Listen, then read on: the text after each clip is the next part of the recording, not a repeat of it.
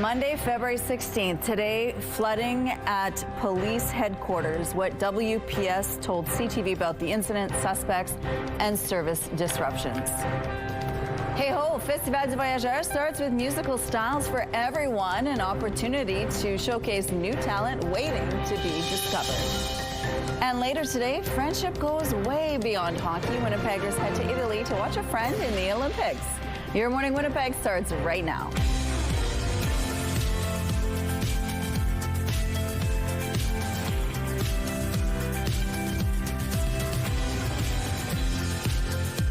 Good morning, Manitoba. Happy Monday. Happy Louis Riel Day to you. We have Catherine Dow joining us this morning. We also have Tandy Vera joining us in lieu of Ainsley this morning. She's going to talk all about Louis Riel Day and why we are commemorating the man, the Manitoba's first premier, as well as he's also known as our forefather, Manitoba's forefather. So we're going to find out a little bit more about what's happening and some of the activities that are planned just in honor of him. But what's the weather going to be like for people heading to Voyageur Park today? You know what, pretty gorgeous to kick off the week. However, we got a bit of a spoiler rolling in. Terry always does this to me, the brat. She rolls out of town and I gotta deliver some bad news. Just kidding. But yes, we do have a lovely day ahead for those celebrating and marking Louis Riel Day. It's currently very mild out there. -9 degrees, that wind chill though making it feel more like -16, decently clear. Some winds out of the west, light at 14 kilometers per hour, pressure rising, humidity sits at 95%. So a good amount of sunshine coming our way and those mild temperatures. We're starting off on that note as well. Temperatures there hovering quite mild in Portage-la Prairie at -3. Same goes for Morden and Winkler. Quite a bit cooler in Brandon at -14. To the north we go. Temperatures chilly in Churchill at -21, at Lynn Lake -20, but much warmer, more favorable in Island Lake at -3. Of course, we throw in that wind chill value and it's feeling more like the mid-minus teens here in southern Manitoba, -15 for us. Much milder in Morden and Winkler, and to the north some fairly adverse wind chill conditions, -33 in Churchill, -31 in Lynn Lake. So yes, I talked about a bit of a spoiler, a very strong low pressure system coming our way. It sparked this special weather statement for basically all of southern Manitoba. With it, 15 to 25 centimeters of snow possible overnight. Tuesday, Rochelle is giving me a glare. I'm so sorry. And likely the return of some very cool temperatures and maybe some freezing rain to very southwest corners. Not a lot to show you here. Clear conditions to kick us off, a little bit cloudier to the north. And then as the day progresses, we're getting up to a high of -2 degrees today. -8 is more what's typical. Into tomorrow, we get a really nice warm high of 0, and then we start to see those temperatures fall off again. Not terrible with that arrival of the low pressure system. Thank you, Catherine. Over the weekend, Winnipeg police were in for a startling surprise as water started to pour into their downtown headquarters. Around 6 p.m., the tower at 266 Graham Avenue experienced flooding incident, and it impacted some of the working spaces in Police HQ here. Winnipeg police tell CTV News they arrested 2 individuals late Saturday evening in connection to flooding, shutting down some workspaces inside police headquarters. Police said 2 individuals opened several emergency water supply valves in the upper stairwells of the adjoining tower at 266 Graham Avenue. Within minutes, police said significant water pressure built up in the pipes and forced water into the stairwells of the tower, which then flooded some areas of police headquarters. It became rapidly aware because water was pouring down the stairs, water was pouring through ceilings. It happened very quickly. The amount of pressure that was building up was significant, so it just like floodgate basically opened up. Just after 11 p.m. Saturday, police identified a 51-year-old man and a 36-year-old woman as the suspects in the 200 block of Graham Avenue. The pair is facing 6 counts of mischief over $5,000 and were released on undertakings. Constable McKinnon could not comment on if the suspects were known to police or which floors experienced water damage. Winnipeg police said uniform operations were not going to be affected by these disruptions. However, in-person reporting at 245 Smith Street was closed on Sunday. Manitobans wanting to show support to a neighboring state down south stood in solidarity on Sunday afternoon. This was the scene just after 1 p.m. outside of Winnipeg's U.S. consulate near Portage and Main. Roughly 100 people gathered to protest recent U.S. immigration and customs enforcement actions in Minneapolis, where 2 people were killed. Protesters held many signs showing their discontent towards ICE and their presence in Minnesota. The reborn federal electric vehicle rebate program is set to launch today. However, some Canadian auto dealers say they're still out tens of thousands of dollars from the one that ended a year ago. Starting today, Canadians can access up to $5,000 in government rebates toward the purchase of a new EV, while plug-in hybrids are eligible for $2,500 in subsidies. Many dealerships say they welcome the return of the popular program, but some have their guard up because the reimbursement system isn't up and running. A trade delegation representing hundreds of Canadian businesses, industry associations, and other partners is kicking off its visit to Mexico this week. The delegation is being headed up by Dominic LeBlanc, the federal minister responsible for Canada-U.S. trade. This comes as the Canada-U.S.-Mexico trade agreement comes up for mandatory review this year. U.S. President Donald Trump has floated the idea of ending the pact. CTV News political commentator and former NDP leader Tom Mulcair says it makes sense for Ottawa to stay engaged with his other partner in the three-country pact. Trump is going to continue saying that he doesn't need the Canada-U.S.-Mexico trade deal, or he might try the same trick as last time, start cutting a side deal with Mexico and try to freeze out Canada as part of his negotiation tactics. It's incredibly important for Canada and Mexico to be in lockstep. We've got to be talking with each other. This reminds me quite a bit of the Team Canada approach we saw Jean Chrétien take back in the day. Bring a lot of senior business people with you. And I think that Dominic LeBlanc is extraordinarily well placed. He's very affable. He's very knowledgeable. He's deeply experienced. And I think he's the right person to be heading this right now, given his key role in any future negotiation with the Americans. CUSMA also has its supporters in Washington, both Democratic and Republican lawmakers, saying the trade deal is critical for the U.S. economy as well as Canada and Mexico's. Former U.S. President Barack Obama has shared his first public response to a racist post featuring him that was shared on President Donald Trump's Truth Social page.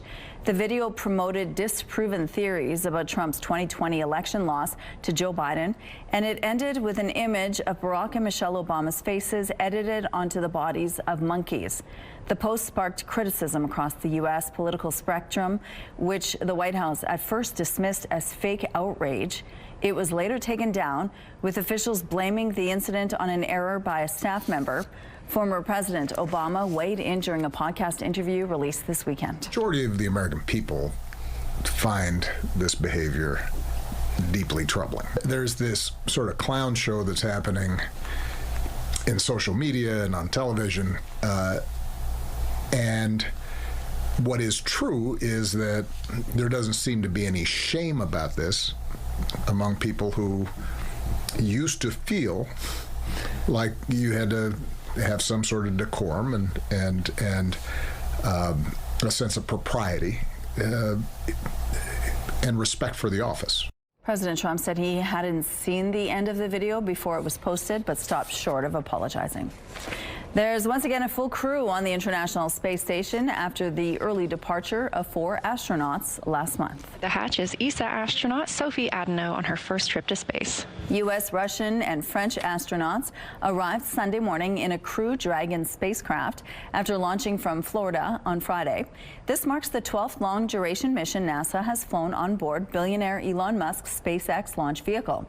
They're replacing a crew forced to return to Earth a few days into the new year because of an unspecified medical issue. It was NASA's first medical evacuation in 65 years of human spaceflight. Warmer temperatures over the weekend prompted many families to hit the trails, this time right here in Winnipeg. We're inviting the community to come have some fun in the winter. We've got just about the most beautiful day to come ski, skate, snowshoe. All the equipment's provided for free. There's ski trails in places that people have never skied before. On Sunday afternoon, families had the opportunity to ski, snowshoe, and skate right in the Maples on the grounds of Elwick Community School. All of the activities were free to join and was brought together as a collaboration between Winnipeg Trails, Maples Youth Activity Centre, and the City of Winnipeg. It's called the Mobile Ski Library. Winnipeg Trail staff say up to 120 skiers could be accommodated at a time, and many participants were newcomers trying the sport for the first time. The ski trails have been in the most interesting places. We've done them in Amber Trails. We've done them in Amanda Crescent Park here. And I just really love getting skiing into places where it's not where you think. This isn't the Windsor Nordic Center. It's not even St. Vital Park. It's somewhere that's nearby your house. And so that's what I love about this event. Devi Sharma, City Councillor for the Old Kildonan Ward, says many of the kids who took part in Sunday's Fun Outside caught interest in learning how to ski from watching the Winter Olympics. Canada has won its first gold medal at the Milano Cortina Olympic Games. Canadian skier Michael Kingsbury takes home the gold medal in men's dual moguls. This is his second medal at this year's Games after narrowly missing a gold on a tiebreaker in traditional moguls. Kingsbury's triumph comes as many believe this may have been his final appearance at the Olympics. Congrats to him. Here's a look at what's happening outside now. On the Norwood Bridge, it looks like things are quite light. Of course, many people are off on this Louis Riel Day. If you see any problems out on the streets, please text them to us at 10400. Let's go now to Tandy Vera. We're talking about Louis Riel Day today and all the many different activities that are commemorating him. Good morning, Tandy. Good morning, Rochelle, and good morning, Manitoba.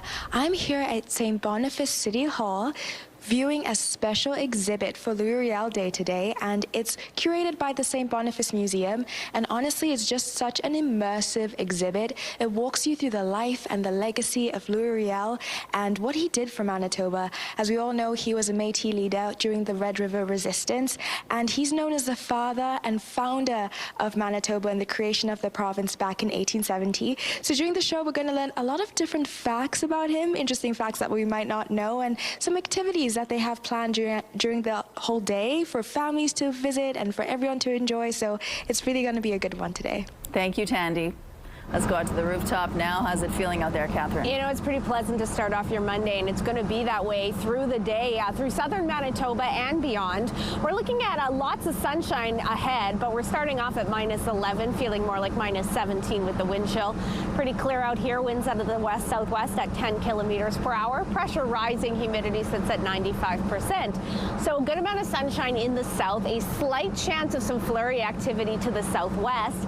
Temperatures will be hovering at about freezing, a little bit cooler for us here in Winnipeg at -2 with some light winds.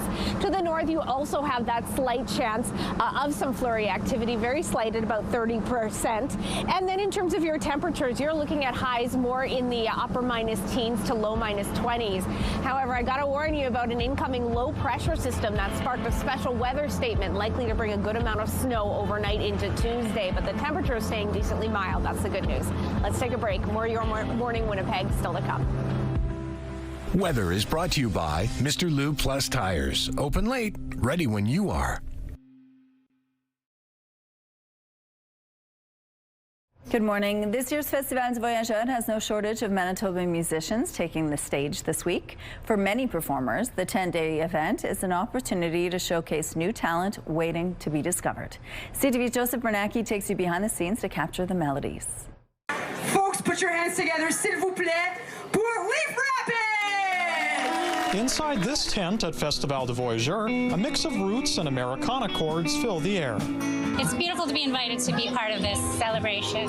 Carrie Latimer, a Juno Award-winning Winnipeg songwriter, and her band Leaf Rapids are no strangers to the festival stage.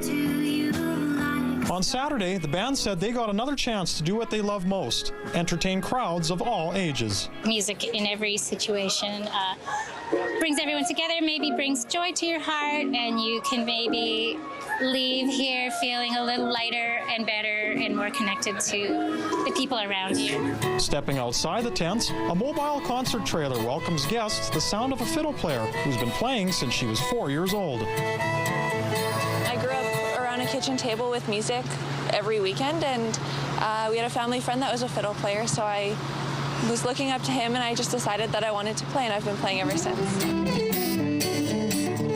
On Saturday, Morgan Grace got a chance to perform with her dad inside the Bois à Chanson, a heated music venue on wheels.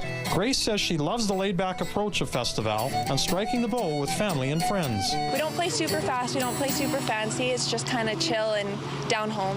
It's awesome, it's so much fun. Festival staff say there are musical styles for everyone to tune in. Performances have become an essential part in what the French call the enjoyment of life. Celebrating music is a way of honoring the voyageurs and the way that they celebrated joie de vivre, so keeping that spirit alive. Joseph Bernacki, CTV News, Winnipeg. The Liberal defense strategy is expected to be announced later this week and will feature sweeping changes to how it supports the domestic defense industry. It really is going to be an input into wealth creation for things that Canadians need and not just things that go bang. So if the government does this, it's going to be a real economic stimulus package like we haven't seen since probably World War II. This $6.6 billion strategy aims to help small and medium-sized Canadian businesses break into the defense industry. It pledges to create 125,000 jobs. The goal is to shift away from relying too much on the U.S. The strategy comes as Canada ramps up defense spending to meet NATO commitments. NBC News anchor Savannah Guthrie has released a new video appealing to whomever may have taken her missing mother. You're not lost or alone. And it is never too late to do the right thing.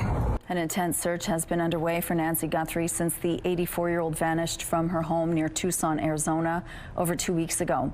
It comes as investigators say they have retrieved DNA from a glove found near the home, said to resemble the gloves worn by a suspect caught on a doorbell camera at Guthrie's home the morning she disappeared.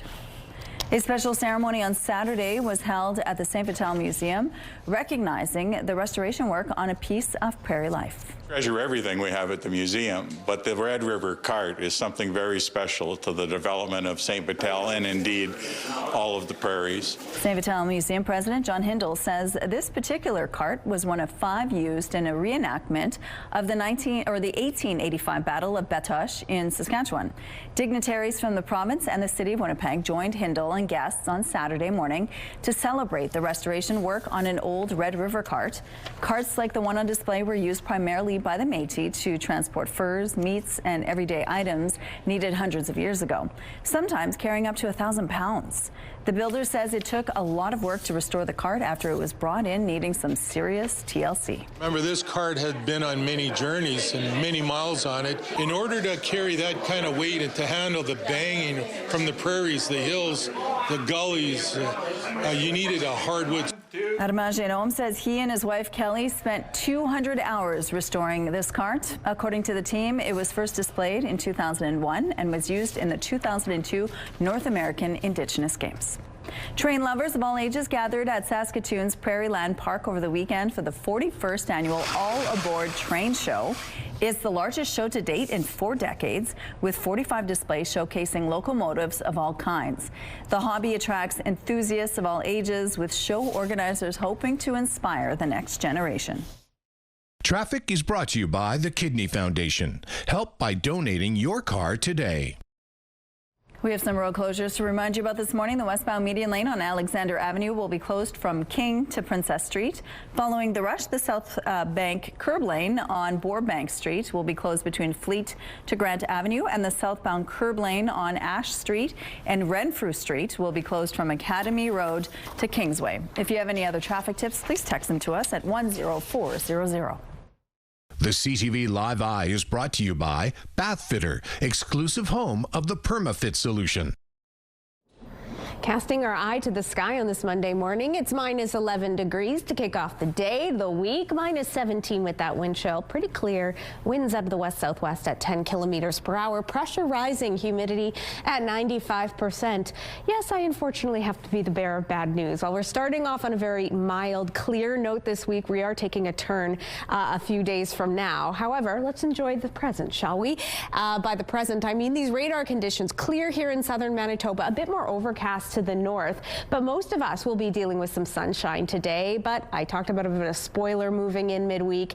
That's in the form of a very strong low pressure system. All these areas lit up in fuchsia are under a special weather statement warning of a very strong low pressure system moving in, likely to bring about 15 to 25 centimeters worth beginning Tuesday evening and lasting into Thursday. Not much to show you yet on the radar. You can see a system in the very northeast corner. Much of the province with the exception of us here in Winnipeg and South Central region, has a slight chance of some flurry activity today. You can see some specklings there of disturbances, but for the most part, we start off clear in the south with some clouds rolling in and more of a mix of sun and cloud to the north with that slight chance of some flurry activity. Then into tomorrow, we start to see those clouds roll in as well. We're looking at a decently overcast day in southern Manitoba, clearer to the north as those mild temperatures continue. But the low pressure system, you can start to see it's enveloped. There's a number moving in there from the west, and then from the south we start to see it rise. So I mentioned 15 to 25 centimeters worth, some very strong blowing snow likely ramping up overnight Tuesday, and then some very cool conditions coming on the back end of that system once it exits on Thursday.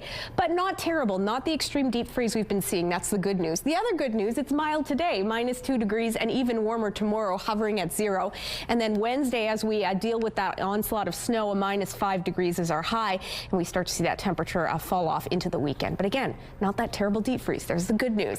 A lovely shot by Charlotte taken in Winnipeg near Henderson Highway of the Red River. Thanks for sending that in, and keep your weather pictures coming to Winnipeg Weather at ctv.ca.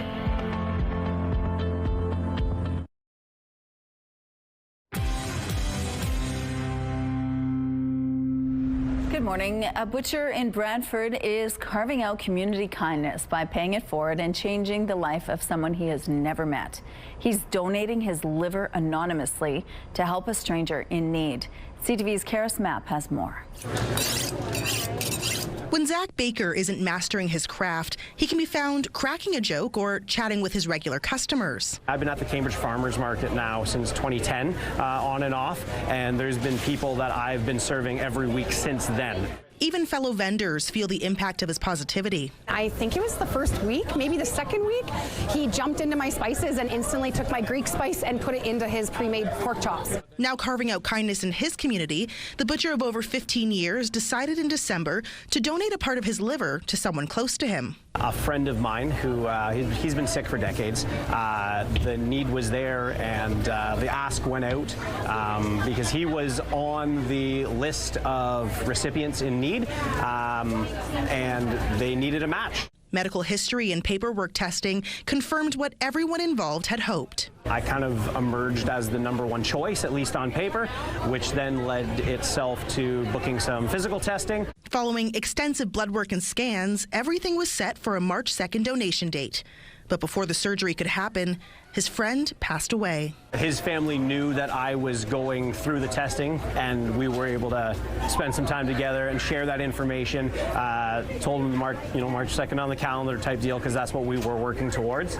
With all the screening and tests completed, as well as a surgery date already booked, Zach chose to continue with the process, opting for an anonymous donation instead. I've heard the stat thrown around that about 25% of people on the recipient list pass away before there's ever a match. And officials say the need is greater than ever. There are currently hundreds of Canadians awaiting liver transplantation, and unfortunately the supply of organs is simply not there to meet the demand as it stands now, and that demand and number is actually expected to increase over the years as the prevalence of liver disease rises. Now, the same people Baker has given to over the years are stepping up to return the favor. I am donating 50% of all of my proceeds from every single Greek blend that is sold between now and when he returns to the market. A customer-led GoFundMe was also set up to help his family during the lengthy recovery period.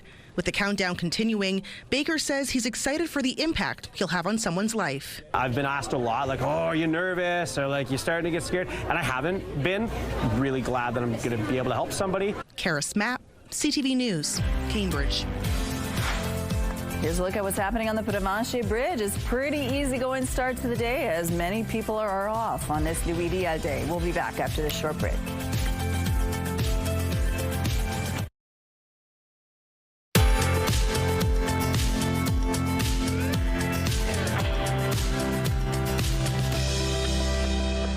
A rather pleasant start to your Riel day out there. It's -11 degrees. That wind chill cooling it down to -17. Decently clear. Winds out of the west-southwest at 10 kilometers per hour. Pressure rising. Humidity at 95%. So yes, while we are going to be dealing with some very mild temperatures to come, we do have a good amount of snow on the way. But let's enjoy the here and now, shall we? To the tune of mild conditions to start. Although, Brandon, you are a bit of an outlier here. It's a little bit chillier at -15. The rest, very pleasant indeed. -9 degrees degrees in Dauphin, -4 in Portage, -3 in Morden Winkler. To the north, some chillier temperatures, specifically in Churchill at -22 and Lynn Lake at -21. But that wind chill quite fierce at -35 in that neck of the woods. For us here in Winnipeg, a little bit more manageable, if you will. Not so manageable, the special weather statement warning of a very strong low pressure system pushing in likely overnight Tuesday, bringing about 15 to 25 centimeters worth of snow. I know, I don't want to hear about it. It's not my fault. Yeah, Director Kim is booing. With it, some very strong winds, likely whipping those snowflakes around that could be causing a good amount of visibility issues before it tapers off on Thursday. Before that, though, clear skies to kick us off here in southern Manitoba, a bit denser to the north with those clouds. But we will be getting a little bit of cloud coverage a little later on. We're starting off at around -4 degrees in the morning hour, -2, which is also our high at around 2 p.m. And then we see some clouds roll in late afternoon at -3 degrees. Into tonight, we'll see a couple clouds intensify, temperatures dipping down to -7, some decently strong winds. And then into tomorrow, we start to see winds ramp up in preparation for this low pressure system. Decent temperatures, though, at 0 under those overcast skies. And then we start to see those flurries fly, likely overnight Tuesday, sticking around into Wednesday. And I mentioned the back half of that system, you start to see those temperatures plummet again into the weekend. The number of measles cases are growing in Manitoba and could go even higher. There was a record count of 75 confirmed cases last month, and this month has already seen 44. As CTV's Jeff Keel shows you, health officials' focus has now turned to a Winnipeg Jets game. More measles cases are expected, stemming from exposures at large public events. I don't think we should be surprised. We know that the rates of childhood immunizations have gone down. Since the measles outbreak began, Manitoba recorded 319 confirmed cases in 2025. Already in 2026, the number is 119. And those numbers could increase. The province says there are 30 measles cases and counting from Brandon's Ag Days last month, prompting a warning from Northwestern Health in Ontario about cases spreading over the border. Events like this that bring together a lot of people, we have to be aware that the risk of transmission is quite high in these areas. Ag Days isn't the only big gathering impacted. The province has also listed the February 4th home game between the Winnipeg Jets and the Montreal Canadiens as an exposure site. Anyone in the 300 level or concourse is asked to monitor for symptoms. In a statement, True North says, we have been in communication with Manitoba Public Health and are relying on their expertise and protocols to provide the necessary public guidance to all Manitobans. Health officials say vaccination rates are low in portions of southern Manitoba, where there is ongoing widespread transmission in those communities. So the province is expanding vaccine eligibility in the Prairie Mountain region for infants 6 months to 1 year old. Those children under a year, but over 6 months, we really want to encourage them to get that early dose of vaccine to protect them. Doctors Manitoba worries about the strain this could have on the healthcare system, in particular in smaller rural hospitals. We are already overstretched and that there are long wait times and that people are feeling frustrated when they aren't able to access care when they need it. Jeff Keel, CTV News, Winnipeg. The latest numbers from the province also show over the last year, 24 people have been hospitalized, with 2 of those admitted to the intensive care unit. Days after an horrific mass shooting that claimed several lives, the community of Tumbler Ridge, British Columbia, remains on the minds of Canadians across the country. Police tape that had surrounded the school where most of the victims have been killed has now been taken down. It's also been removed from outside the home where the shooter killed her mother and sibling.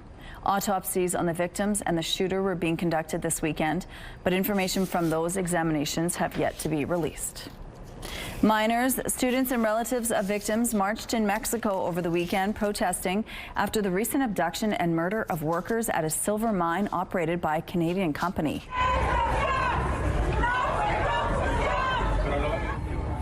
10 bodies have been recovered, 5 of which have been identified.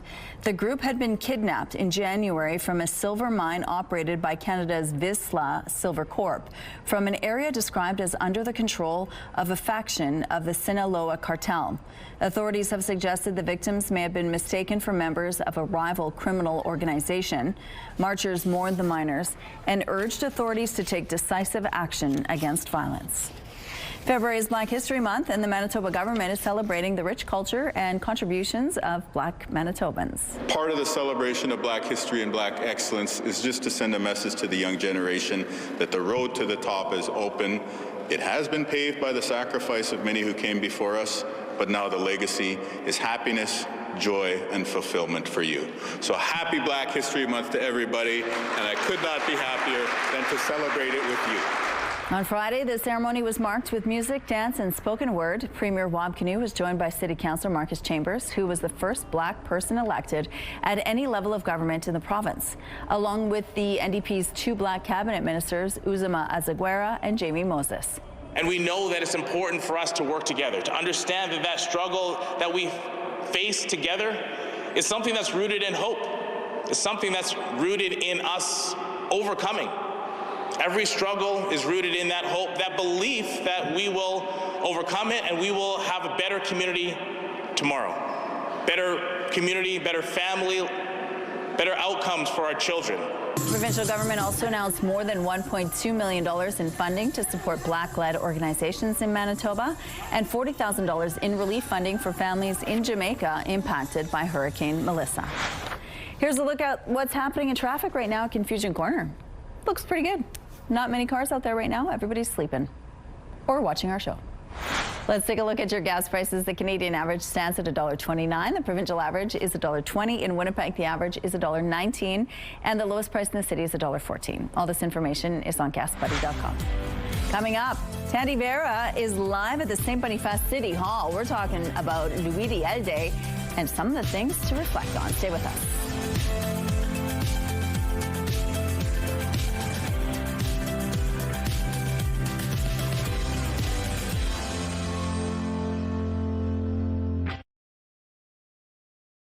Weather is brought to you by Strictly Amish, exclusively in Arborg, Manitoba. I gotta say, I'm really loving the start to our Monday, to our Riel Day, to the week, because it's just so lovely as opposed to those very strong, rough temperatures we were seeing last month. But right now, step outside, it's -11 with that wind chill, feels more like -17. Clear, decent winds out of the west-southwest at 10 kilometers per hour. Pressure rising, humidity sits at 95%. So much of the north, you have a slight chance of some flurry activity. Likely, though, you're going to stay dry under a mix of sun and cloud. A little bit cloudier in areas further to the northeast. Temperatures there peaking in the upper -teens to low -20s. Of course, that wind chill feeling quite rough, particularly again in the northeast. More like -35 this morning, so do bundle up if you must head outside. For us here in the south, we're starting off under a clear note. We'll get a good amount of sunshine throughout much of the day with some clouds rolling in into the late afternoon. Slight chance of some flurry activity in Westman, but likely you're going to also be staying dry with light winds. Temperatures mild, above seasonal, hovering around 0. A little bit cooler for us here in Winnipeg at -2. Overnight, we'll start to see some clouds roll in. Temperatures dipping down around Winnipeg to about -7 degrees. And then tomorrow, sad to report, while we'll deal with a very warm day at 0 and overcast skies, we do have a good chance of a low pressure system moving in, bringing a good dumping of snow, 15 to 25 centimeters worth. Let's change the subject to happier things. We're checking in with Tandy Vera, who's learning all about Louis Riel Day today. Good morning, Catherine. I'm here with Sydney DeRoche, who is the Executive Director of St. Boniface Museum. Thank you for joining us this morning, Sydney. Good morning. Now, chatting about Louis Riel Day and just the history of Louis Riel, for people who might not know or who might need a refresher, why is Louis Riel such an important figure in Manitoba's history? That's a really great question, and Riel was one of the founding people of our province. So when you go back to when our province was created in 1870, he was a key player in the negotiations with Canada. So he helped create our province and come up with a list of rights that established how the government would interact with the people here in what was then the newly minted province of Manitoba, which was actually just a very small postage stamp area, very much the southern portion of Manitoba only at that time. And looking at the beautiful creation of this museum, of this exhibit by the museum, why is it important to continue telling his story in 2026? Our history is there for us to learn from, right? So we always need to remember what happened in the past. learn from it, and then make our wise decisions going forward. So we can look at Riel and what happened with the Métis people and the province back then and figure out what are the best ways for us to behave, act, what are our values now as a society as we're learning to grow and live with many different people from diverse ethnicities and cultures here surrounding us in our own communities. That's so true, and that's so important. History does shape us. And having curated this beautiful display, why was it important for the museum to carry on speaking about his legacy? For the museum itself, our building was built in the 1840s to early 1851. It was it's the only remaining building from that time period in Winnipeg, but it is also a piece of history that's captured the history of Winnipeg growing at that time. So the Métis people, Riel, the Grey Nuns, the settlers who were in the community, we have a lot of different pieces of that history in our collection, and we want to share that with everybody. That's amazing. Thank you so much for joining us. We'll chat more later on about the history, his legacy, and some activities that people can do throughout the day. Thank you. Here's a look at the early markets. The Dow Jones gained 211 points. The Nasdaq is 61 points up. The S&P index bumped 26 points. The Canadian dollar is slightly higher to 73.43 cents US.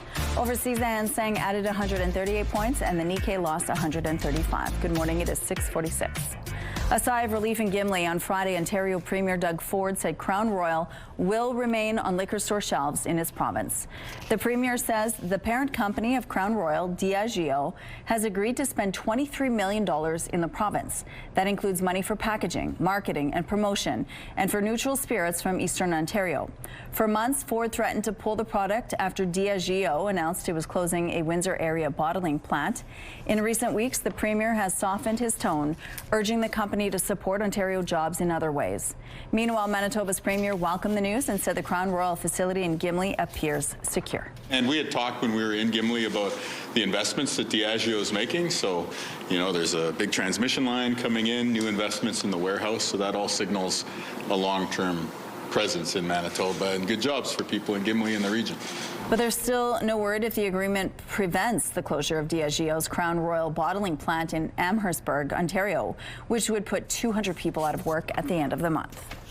A judge has reserved their decision in an animal welfare case involving a Swan River horse exporter. Animal rights group Animal Justice alleges Carol Lyle Farms failed to properly plan for delays during a 2022 shipment of nearly 80 horses to Japan for slaughter.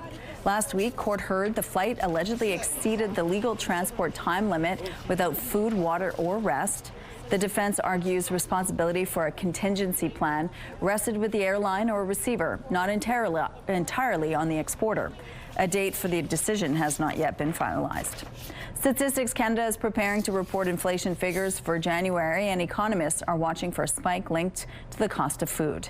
The figures are due to be released Tuesday. Some economists are predicting inflation held steady at 2.4%, but others are warning the rate might have ticked higher in comparison to last year. They point to the fact that January 2025 was the only full calendar month where the federal tax break on restaurant meals and some grocery items was in effect. Randall Bartlett, deputy chief economist at Desjardins, says U.S. trade disruptions are also driving up costs across Canada's food supply chain. It's Louis Riel Day, and that means businesses and city services may be closed or running on reduced hours. In Winnipeg City Hall, and all administrative offices are closed today. Winnipeg Transit is operating on a Sunday schedule. Recycling and garbage pickups are operating normally today for all those on a regular Monday schedule. Libraries are closed, as are all leisure centers. Indoor pools are closed except for Pan Am and the Cindy Clausen Rec Complex. The following malls, including CF Polo Park, St. Vital Centre, Outlet Collection Winnipeg, Kildonan Place, and Garden City Shopping Centre, will be open from 11 a.m. to 6 p.m. Grant Park Shopping Centre is open noon to 5. Liquor marts in Brandon in Winnipeg are open 11 to 6, except for True North Square. Rural hours may vary. The Manitoba Museum is open from 10 to 4 today, and the Winnipeg Art Gallery Kama-York is open from 11 to 5. You'll find full details on our website, ctvnewswinnipeg.ca. Canada's men's Olympic hockey team Canada has advanced to the quarterfinals after a 10-2 win over France. Team Canada captain Sidney Crosby had 1 goal and 2 assists, making him Canada's all-time leader in Olympic scoring for NHL players, with 16 points surpassing the great Jerome Gimli. In terms of Olympic hardware, Norway still leads the pack with a total of 26 medals, and 12 of those are gold. Italy is a close second with a total of 22 podium appearances, and the U.S. has 17 medals. Canada is sitting in 15th place with 1 gold, 4 silver, and 5 bronze. We have some road closures to remind you about this morning. The westbound median lane on Alexander Avenue will be closed from King to Princess Street. Following the rush, the southbound curb lane on Bourbank Street will be closed between Fleet to Grant Avenue. And the southbound curb lane on Ash Street and Renfrew Street will be closed from Academy Road to Kingsway. If you have any other traffic tips, please text them to us. I love the Olympics. I watch a sport I know nothing about for 10 minutes and then feel I'm an expert. Be like, those twizzles are garbage. Anyway, I digress. It is a gorgeous Riel day out there, if I do say so. Minus 11 degrees, that wind chill making it feel more like minus 17. It is clear out there. Winds are out of the west-southwest at 10 clicks. Pressure rising, humidity sitting at 95%. And do I say our ice dancers did us very proud at the Olympics. Good job, folks. Let's talk about the way your Monday is going to progress. As you can see on our radar, we've kind of got a tale of 2 forecasts here.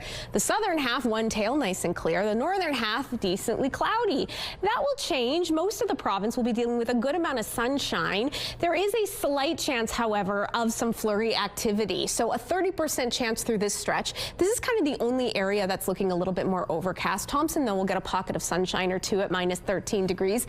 Decent temperatures, especially in Island Lake at minus 8. Chillier the further north you go at minus 15 in Gillam, minus 20 in Churchill with those very strong winds. A little bit more overcast as well to the northwest, but some sunshine to enjoy. Minus 13 degrees, minus 14 as well in Opaskwayak, Cree Nation, The Paw, and Flin Flon respectively. A little bit more sunshine there. Lynn Lake a little bit more overcast and a little bit chillier.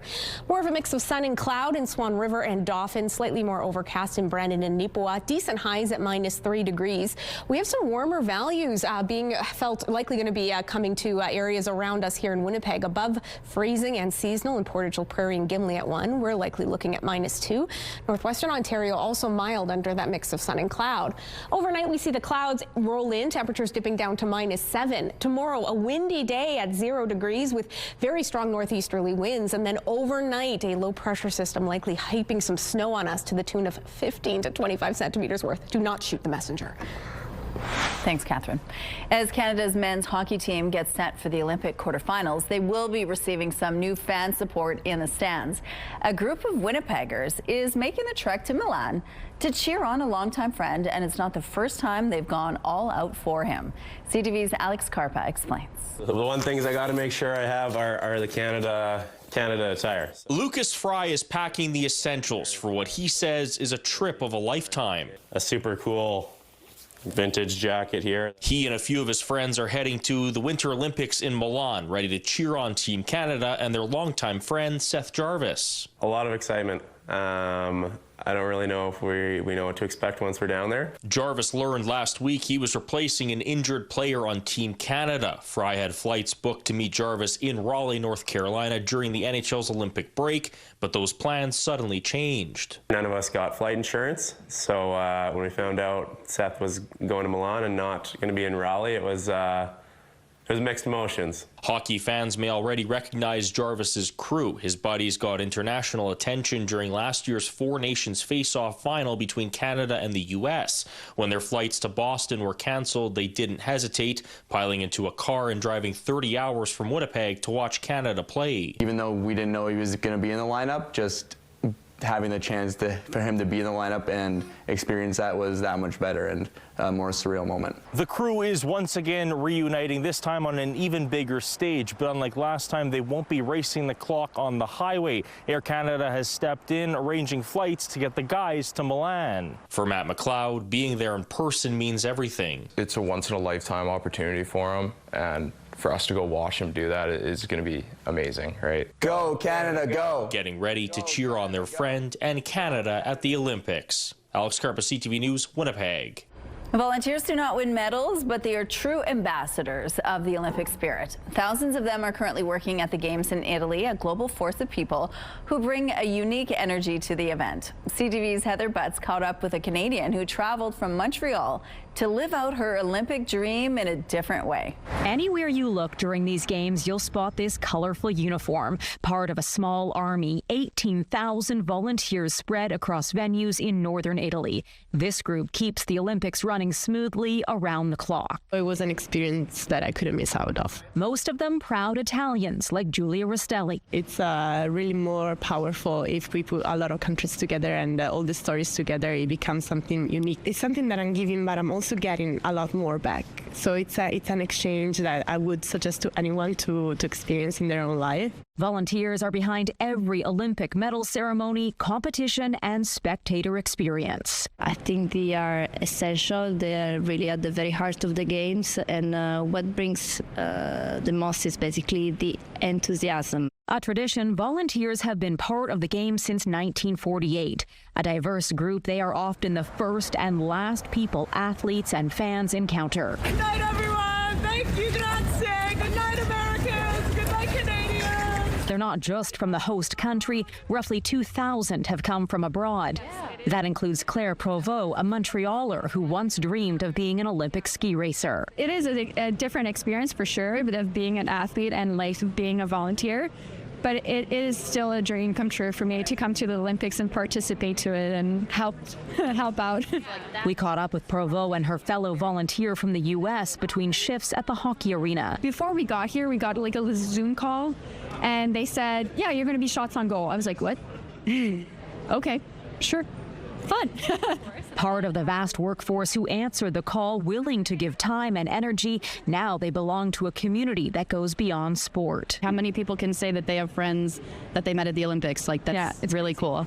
As the competition rolls on, the spotlight will stay focused on medal counts and memorable performances. But it's the dedication of volunteers that will help ensure the Olympic spirit remains part of this legacy long after the Games.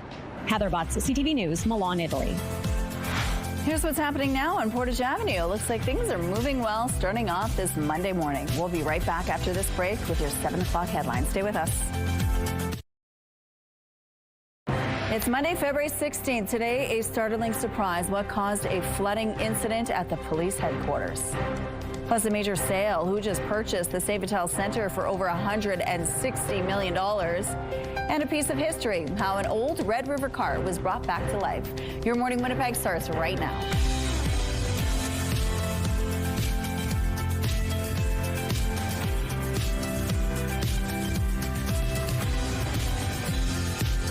Good morning, Manitoba. Happy Louis Riel Day. It is 7 o'clock. Thank you so much for being with us here on Your Morning Winnipeg. Catherine Dow is also joining us, as well as Tandy Vera, who will be telling us all about Louis Riel Day activities and giving us a little bit more insight on who Louis Riel was and some of the really cool artifacts about him as well. But the weather is pretty nice and mild today, Catherine. Pretty gorgeous for folks that are going to be maybe heading outside, maybe going to Festival du Voyageur. We have beautiful conditions. However, midweek, you know, a bit of a caveat rolling in. I'm trying to really like put the good news, bad news in kind of a sandwich form to kind of soften the blow. So yes, it's lovely out there, if I do say so. Minus 11 degrees with that wind chill, feels more like minus 17. It's clear. Those winds are out of the west-southwest at 10 kilometers per hour. Pressure on the rise, humidity at 95%. So yes, I know lots of folks spend Louis Riel Day outside enjoying the conditions, and Mother Nature is serving up a good amount of sunshine for us here in south central areas. For the most part, we're going to get a good sunny day. However, all areas around us have more of a mix of sun and cloud, if not denser clouds into the afternoon, and a slight chance, about a 30% chance of flurries. However, we do have a special weather statement in effect from Environment and Climate Change Canada, enveloping basically all of southern Manitoba. That's because a very strong low pressure system, as Environment and Climate Change Canada puts it, is pushing in overnight Tuesday, likely to bring about about 15 to 25 centimeters worth. Don't shoot the messenger. And then some very strong winds that could be whipping around that snow, likely causing some visibility issues before tapering off overnight Wednesday into Thursday. And on the back end of that, some cooler conditions. But let's live in the here and now, shall we? I mentioned the sunshine. You can see a mix of sun and cloud throughout the day. Northern Manitoba a bit more overcast. Here is that slight chance of flurry activity coming to the southwest, about a 30% shot. But then that low pressure system, it starts to kind of rise. You see it kind of there on the west, but you start to see it really come up there from the south as well, bringing that good chance of flurry activity and strong blowing snow before it finally tapers off on Thursday. Warm conditions today, -2 degrees, -8 is what's typical. Tomorrow under cloudy skies, even warmer at 0, but we start to see the winds ramp up at 40 to 60 kilometers per hour before that low pressure system arrives by midweek. Your weather art of the day, Solvi drew this at Festival. Hey ho, she says. Thank you so much for sending this in, and keep those weather pictures coming to Winnipeg Weather at ctv.ca. The Weather Art of the Day is brought to you by 103.1 Virgin Radio. Over the weekend, Winnipeg police were in for a startling surprise as water started to pour into their downtown headquarters. Around 6 p.m., the tower at 266 Graham Avenue experienced flooding incident, and it impacted some of the working spaces in Police HQ here.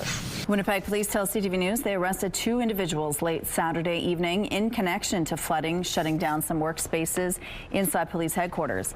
Police said 2 individuals opened several emergency water supply valves in the upper stairwells of the adjoining tower at 266 Graham Avenue. Within minutes, police said significant water pressure built up in the pipes and forced water into the stairwells of the tower, which then flooded some areas of police headquarters. It became rapidly aware because water was pouring down the stairs, water was pouring through ceilings. It happened very quickly. The amount of pressure that was building up was significant, so it just like floodgate basically opened up. Just after 11 p.m. Saturday, police identified a 51-year-old man and a 36-year-old woman as the suspects in the 200 block of Graham Avenue. The pair is facing 6 counts of mischief, over $5,000, and were released on undertakings. Constable McKinnon could not comment on if the suspects were known to police or which floors experienced water damage. Winnipeg police said uniform operations were not going to be affected by these disruptions. However, in-person reporting at 245 Smith Street was closed on Sunday. We're learning more jobs here in Manitoba have been cut by the federal government. Some staff working at the National Research Council facility on Ellis are the latest casualties. A union advisor says 12 employees who worked in a medical research unit had their positions eliminated. The research center is the latest public service facility to confirm layoffs.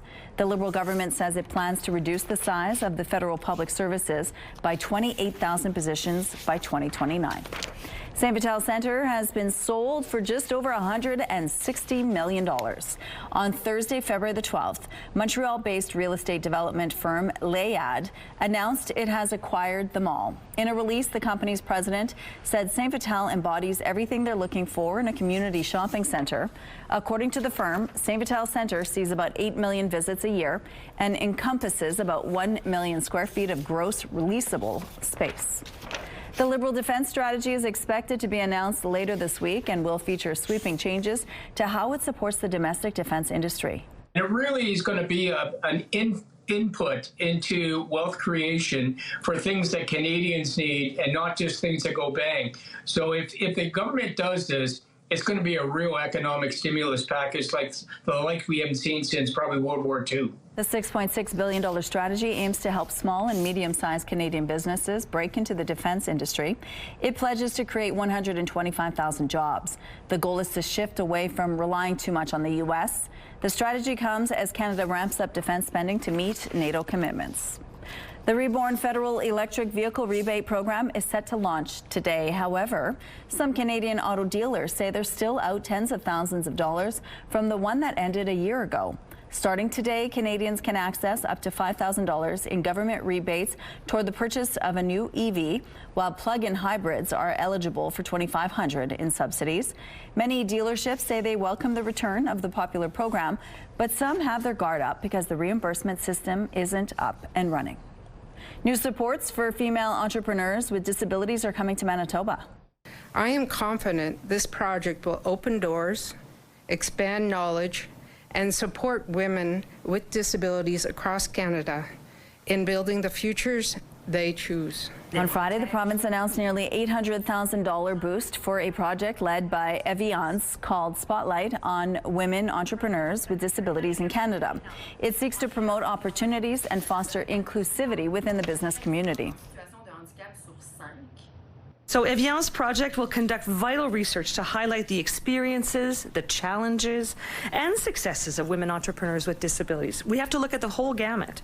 This research will help us to understand where the gaps are in accessing funding, in support systems, in accessibility, and how we can work together to help in closing those gaps. Policymakers say that insights gathered through the project will directly inform federal programs and policies and make it easier for those utilizing the services to grow their businesses. A special ceremony on Saturday was held at the St. Vital Museum, recognizing the restoration work on a piece of prairie life. We treasure everything we have at the museum, but the Red River cart is something very special to the development of St. Vital and indeed all of the prairies. St. Vital Museum President John Hindle says this particular cart was one of 5 used in a reenactment of the 1885 Battle of Batoche in Saskatchewan. Dignitaries from the province and the city of Winnipeg joined Hindle and guests on Saturday morning to celebrate the restoration work on an old Red River cart. Carts like the one on display were used primarily by the Métis to transport furs, meats, and everyday items needed hundreds of years ago, sometimes carrying up to 1,000 pounds. The builder says it took a lot of work to restore the cart after it was brought in needing some serious TLC. Remember, this cart had been on many journeys and many miles on it. In order to carry that kind of weight and to handle the banging from the prairies, the hills, the gullies, you needed a hardwood. Adam Genome says he and his wife Kelly spent 200 hours restoring the cart. According to the team, it was first displayed in 2001 and was used in the 2002 North American Indigenous Games. Thousands of Croatians paraded through the streets on the weekend for the traditional carnival ahead of Ash Wednesday. The parade featured dozens of colorful traditional and modern floats, earning praise from the spectators lining the streets. These festivals are often characterized by noisemakers such as cowbells, elaborate masks, fire, and the symbolic burning of a puppet on Shrove Tuesday to banish the negativity of the past year. Here's a look at what's happening now on St. Mary's Road. It looks like things are still moving quite well in this part of the city at this point in the drive. If you see any problems out there, though, please let us know. Let's go now to Tandy Vera, who is live at the St. Boniface City Hall. Good morning, Tandy. Good morning, Rochelle, and good morning, Manitoba. I'm here at the St. Boniface City Hall checking out a new special exhibit for Riel Day. And honestly, it's so interesting, the facts I've been learning this morning about Riel and the artifacts that they have on display, including a cribbage board that he used to use playing in prison. They also have a lock of his hair and a trunk he used that when he was just a young schoolboy. So I've been learning so many interesting things about him, from being born here in Winnipeg and St. Boniface to even a legacy of maybe he would have been a priest in his former years. So we also have a demo coming up, a finger weaving demo that's going to be really cool. They have such beautiful colors. It's a beautiful tradition, and we're going to get a little step-by-step on how it works by the executive director, excuse me, executive director of the St. Boniface Museum. So you don't want to miss it. It's going to be a great morning, and see you soon. Yeah, I can't wait. Okay, thanks, Tandy. Let's go out to the rooftop now. It's a beautiful start to the week, indeed. It is lovely out here. Crystal clear skies. In fact, the sun is starting to rise, Rochelle. And I love this time because it kind of looks like a gradient as the light begins. It's minus 13 degrees, so it's also pleasant. The wind chill does make it feel closer to minus 16. Clear, as mentioned. Very light winds. They're starting to taper off a bit. They will ramp up a touch into the afternoon. Barometric pressure rising. Humidity sits at 91%. Good amount of cloud coverage to the north, likely going to be the case through the day with a few pockets of sunshine here or there. Temperatures decent in the mid to upper minus teens. However, the further north you go in Churchill, Lynn Lake, cooler with highs into the minus 20s, and that wind chill a bit rough this morning, feeling more like minus 34. So bundle up if you're heading outside. For us here in southern Manitoba, mix of sun and cloud into the late afternoon, clearer skies in the morning. Temperatures below freezing by a few degrees, maybe -2 in Winnipeg, but it could be above freezing for areas like Morden and Winkler, so a nice day ahead with light winds. Overnight, the northeast winds ramp up a touch, clouds roll in, temperatures dip down in Winnipeg to -7.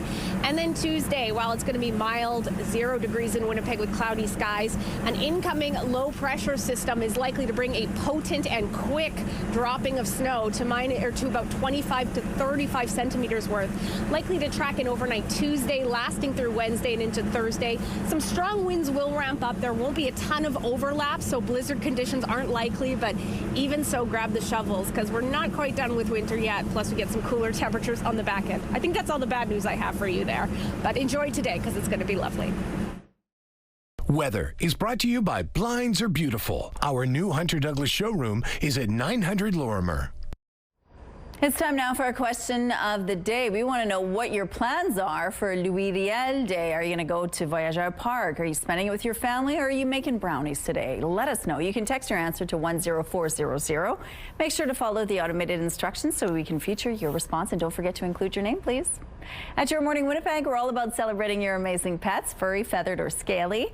Your Pet of the Week submissions are amazing. We want to see even more, whether it's dogs, cats, birds, or any other pet pal. Send them our way.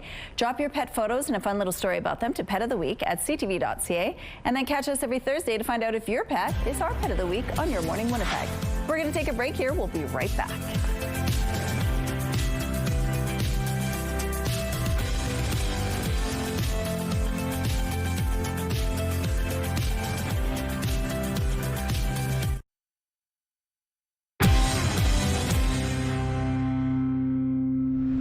Manitobans wanting to show support to a neighboring state down south stood in solidarity on Sunday afternoon. This was the scene just after 1 p.m. outside of Winnipeg's U.S. consulate near Portage in Maine. Roughly 100 people gathered to protest recent U.S. immigration and customs enforcement actions in Minneapolis, where 2 people were killed. Protesters held many signs showing their discontent toward ICE and their presence in Minnesota. There's once again a full crew on the International Space Station after the early departure of 4 astronauts last month. Through the hatches, ESA astronaut Sophie Adeno on her first trip to space. U.S., Russian, and French astronauts arrived Sunday morning in a Crew Dragon spacecraft after launching from Florida on Friday. This marks the 12th long-duration mission NASA has flown on board billionaire Elon Musk's SpaceX launch vehicle. They're replacing a crew forced to return to Earth a few days into the new year because of an unspecified medical issue. It was NASA's first medical evacuation in 65 years of human spaceflight. Warmer temperatures over the weekend prompted many families to hit the trails, this time right here in Winnipeg. We're inviting the community to come have some fun in the winter. We've got just about the most beautiful day to come ski, skate, snowshoe. All the equipment's provided for free. There's ski trails in places that people have never skied before. On Sunday afternoon, families had the opportunity to ski, snowshoe, and skate right in the Maples on the grounds of Elwick Community School. All of the activities were free to join and was brought together as a collaboration between Winnipeg Trails, Maples Youth Activity Center, and the City of Winnipeg. It's called the Mobile Ski Library. Winnipeg Trails staff say up to 120 skiers could be accommodated at a time, and many participants were newcomers trying the sport for the first time. The ski trails have been in the most interesting places. We've done them in Amber Trails. We've done them in Amanda Crescent Park here. And I just really love getting skiing into places where it's not where you think. This isn't the Windsor Nordic Center. It's not even St. Vital Park. It's somewhere that's nearby your house. And so that's what I love about this event. Debbie Sharma, city councillor for the Old Kildonan ward, says many of the kids who took part in Sunday's fun outside caught interest in learning how to ski from watching the Winter Olympics. Here's the look outside right now. If you're heading into work this morning, this is the amount of traffic that you'll have to deal with at this point in the drive. Many people are off today, so it's going to be an easy drive for you. Traffic is brought to you by Curtis Carpets, Manitoba's flooring experts. A steady flow of guests looking to celebrate Franco-Manitoban and French culture had no shortage of entertainment options over the weekend at Whittier Park. Really, for us, celebrating music is a way of honoring the voyageurs and the way that they celebrated Joie de Vivre, so keeping that spirit alive. Saturday and Sunday marked the first full days of performances and activities at Festival du Voyageur. Back for its 57th edition, patrons had the opportunity to explore the park, including Fort Gibraltar. The ice sculptures, live music, food, and a number of kids' activities all have been fan favorites this far. Families on Riel Day are also in luck if they wish to take in the fun today. Most of our stages are going to have Indigenous artists all throughout the day, and there's going to be lots of great activities as well, like a hide camp pop-up, a brunch with the Bannock Babes, and a Riel Day kitchen party in Maison Chaboyer, so lots of great stuff. Festivals du Voyageur will continue until February 22nd. A full lineup of performances and guest activities are available on their website. And moviegoers fell in love with a new take on a literary classic this Valentine's Day weekend. Heathcliff is gone. You must accept it. Emerald Fennell's adaptation of Wuthering Heights brought in $34.8 million US across North America. That put the film at the top of the box office. It's followed by animated basketball movie GOAT, which secured $26 million. Heist film Crime 101 debuted in third place with $15.1 million. Kick off your Monday primetime lineup with Extracted starting at 7, back-to-back at 8 and 9, Catch the Rookie, and closing up at 10, The Big Bang Theory. It's all right here tonight on CTV. The CTV Live Eye is brought to you by Bath Fitter, exclusive home of the PermaFit solution. I saw Wuthering Heights this weekend. The crowd of mostly ladies and I were big fans of Jacob Elordi. Let's put it that way. Minus 13 degrees out there and very pleasant indeed. Wind chill making it feel a couple degrees cooler. Nice and cool, or clear and cool. Winds are light out of the west. Pressure is rising. Humidity sits at 91%. I'm stumbling with my words because I'm thinking about Wuthering Heights. All right. In terms of that fog, very similar to what they see in Wuthering Heights. We've had a lot of dense fog patches throughout the last couple of days. We have a little bit this morning, but nowhere near what we've been seeing the last couple of days.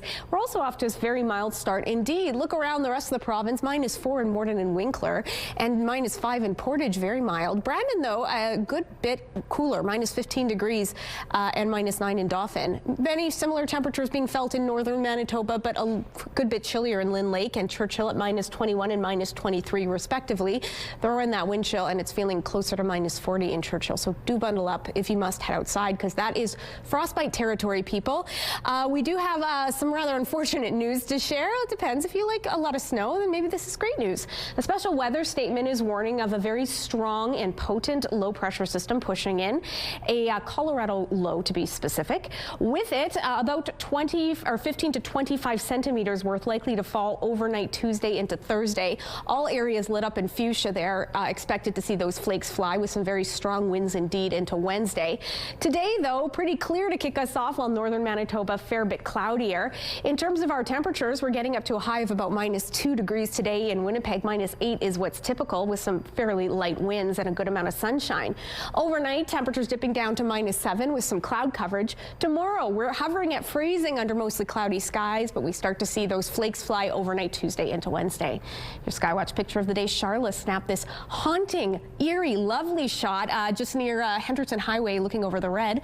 Thanks for submitting that, Charlotte, and keep your weather pictures coming to Winnipeg Weather at ctv.ca.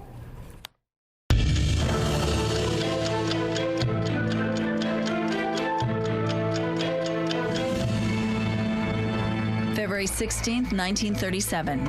Nylon was patented by a DuPont research team headed by Dr. Wallace Carruthers. The first commercial product using the patented nylon was a toothbrush with nylon bristles, which went on sale in 1938. Although patented as a polymer in 1937, it was not branded as nylon until later, with the name chosen to sound similar to other fibers like cotton and rayon. February 16th, 2011. Watson, IBM's supercomputer, defeated Jeopardy's all-time greatest champions, Ken Jennings and Brad Rutter, in a two-match contest that aired over 3 consecutive days. Watson's success led IBM to pitch its capabilities to leaders in business, medicine, and academics. February 20th, 2020. Prime Minister Justin Trudeau canceled his trip to Barbados to deal with rail disruptions caused by protests against a pipeline project that crosses First Nations territory in northern BC. It was estimated the value of blockade-delayed goods and commodities was $425 million per day.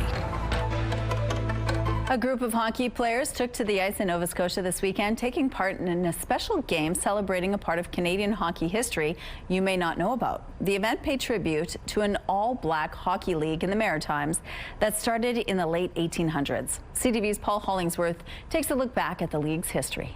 More than just a game and a celebration of Black History Month, this is also a sports journey back in time.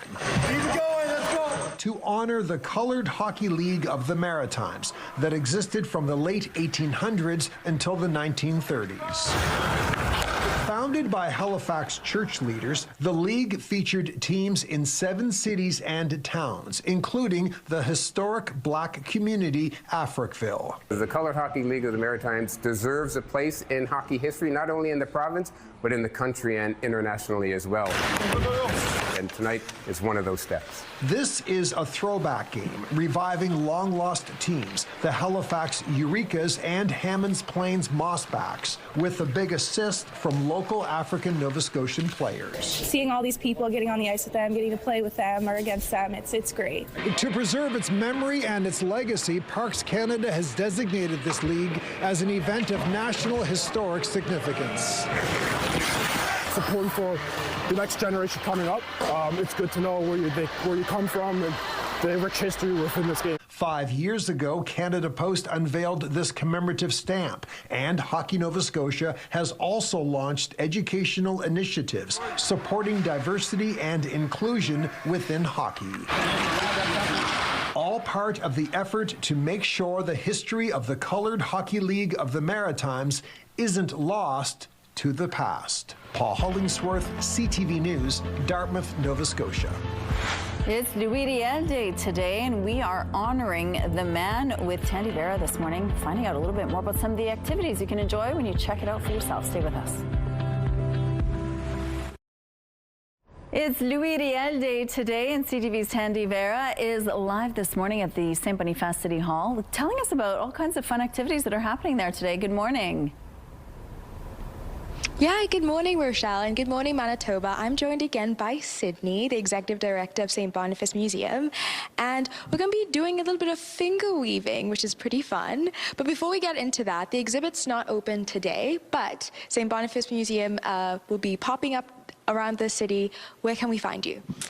Today in particular, we'll be at Auberge du Violon, so it's a Festival du Voyageur relay, and it's at the Cultural Center. So this afternoon, just down Provencher Boulevard, that's where our museum team will be, and they'll be helping people learn how to finger weave. That's amazing. Okay, let's get into the finger weaving. If you can show us a step-by-step tutorial on how exactly to do it, and kind of just walk us through the best way to finger weave. The best way to finger weave is with a friend. It's something that you have to take your time to learn. It's not difficult though. Essentially, you need to remember that you're working with 2 layers of threads, a top layer and a bottom layer. The one that's on the end is going to go in between to create that weft thread. So it helps create a layer. And then whatever threads are on the top, you move them to the bottom and you alternate. So that top one goes down, and then the one that's underneath is going to come up. And then your top one goes down again, and then up and down and up and down. So, and then the one that went through that weft is going to come up and join the other green ones that we have here, and then we just start over. So the pattern keeps repeating. And if you want to create a different pattern, how do you go about doing that? That is called a switch. Okay. So essentially, when you get to the point where you want to change the color, this center or the weft thread that's going in between both layers switches with a different color, and then it goes through, and then you just keep going with your up and down movement of the threads.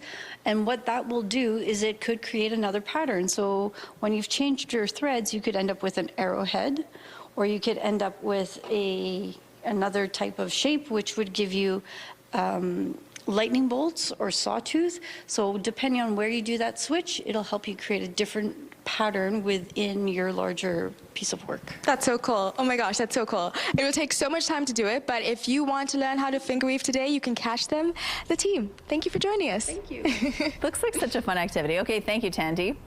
And it's a good day to venture outside and do something fun. Maybe go to, obviously, Festival du Voyageur is open with many different activities. You could check out a lot of different things today. Yeah, shout out at Willie Mosler School. They're doing a big fundraiser outside at Winterfest. They've got the rink going. I think they've got dogs and some hot chocolate, looking like a good time. It's also looking lovely out there. Good day to be enjoying the elements. Minus 13 degrees with that wind chill, feels more like minus 16. Clear and very light in terms of our winds. Barometric pressure's on the rise. Humidity sitting at 91%. Okay, so we have kind of the good news and the bad news. Let's start with the good news. Good news, we've got some mild temperatures to kick off the week and a good amount of sunshine heading our way. You can see on our radar we're nice and clear in the south. It is more overcast to the north, and areas kind of like all throughout northern Manitoba to southwest. There's a slight chance of some flurry activity, about a 30% shot. Likely you're going to stay dry. While we're getting up to about minus 2 degrees, apologies, this should be a mix of sun and cloud, this icon, that's my bad. Increase in cloudiness throughout the day. Winds out of the north at 15 kilometers per hour, but a good amount of sunshine before those clouds roll in. But they do intensify overnight with temperatures dipping down to minus 7 and those winds out of the northeast at 20 kilometers per hour. And into tomorrow, decently overcast throughout the day, warm, hovering at 0. But those winds start to whip up in advance of a system bringing a good amount of snow out of the northeast at 20, gusting at times to 40 kilometers per hour. Overnight Tuesday into Wednesday, that's when this very strong low pressure system moving in, likely to bring a good amount of snowfall. Temperatures at minus 5 as we see about 15 to 25 centimeters worth, likely lasting overnight into Thursday. And as you can see, our temperatures stay mild. There would be a good chance of some blowing snow throughout those days, so could cause some issues with visibility. And then Friday, we start to see those temperatures drop on the back end of that system. It's Riel Day, and that means businesses and city services may be closed or running on reduced hours. In Winnipeg City Hall, and all administrative offices are closed today. Winnipeg Transit is operating on a Sunday schedule. Recycling and garbage pickups are operating normally today for all those on a regular Monday schedule. Libraries are closed, as are all leisure centers. Indoor pools are closed except for Pan Am and the Cindy Clausen Rec Complex. The following malls, including Sia Polo Park, St. Vital Centre, Outlet Collection Winnipeg, Kildonan Place and Garden City Shopping Centre will be open from 11 a.m. to 6 p.m. Grant Park Shopping Centre is open noon to 5. Liquor marts in Brandon and Winnipeg are open 11 to 6 except for True North Square. Rural hours may also vary. The Manitoba Museum is open from 10 to 4 today, and the Winnipeg Art Gallery, Calmar York, is open from 11 to 5.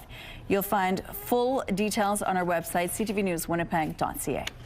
Canada-U.S. Trade Minister Dominic LeBlanc is leading a large delegation to Mexico as Ottawa looks to diversify trade links.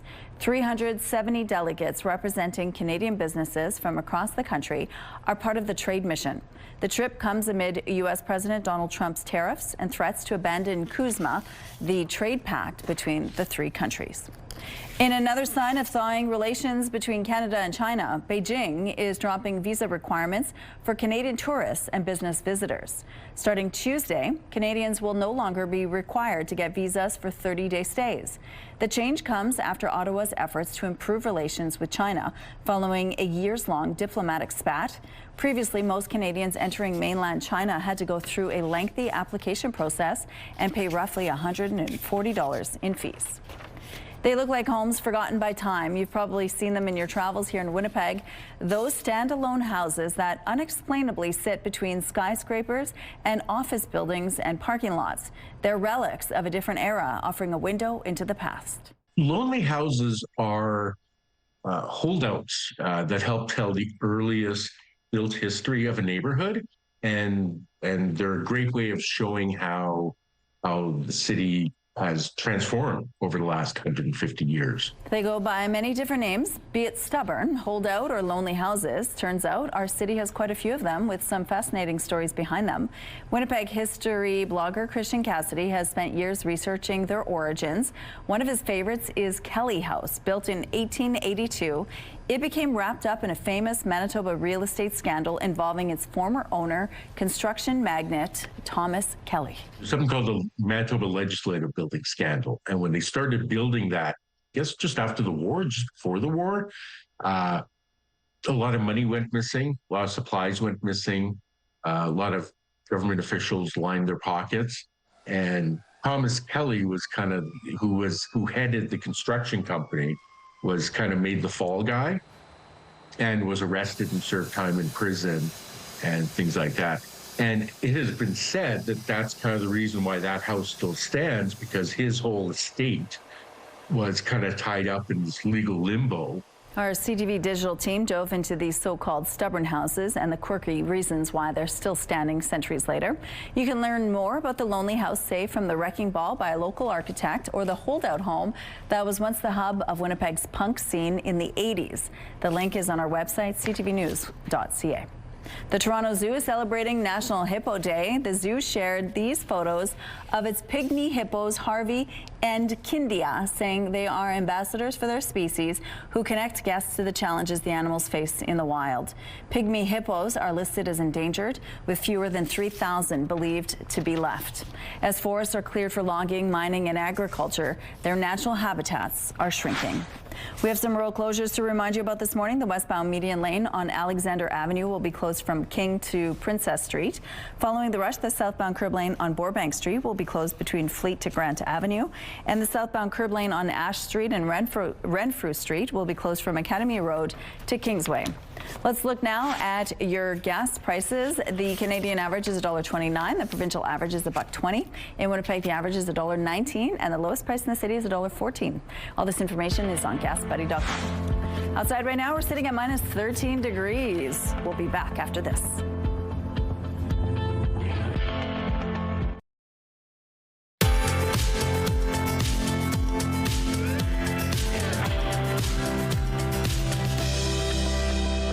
Casting our eye to the sky on this Louis Riel day, it's pretty clear. Minus 13 degrees with that wind chill, feels more like minus 16. Very light winds, pressure on the rise, humidity at 91%.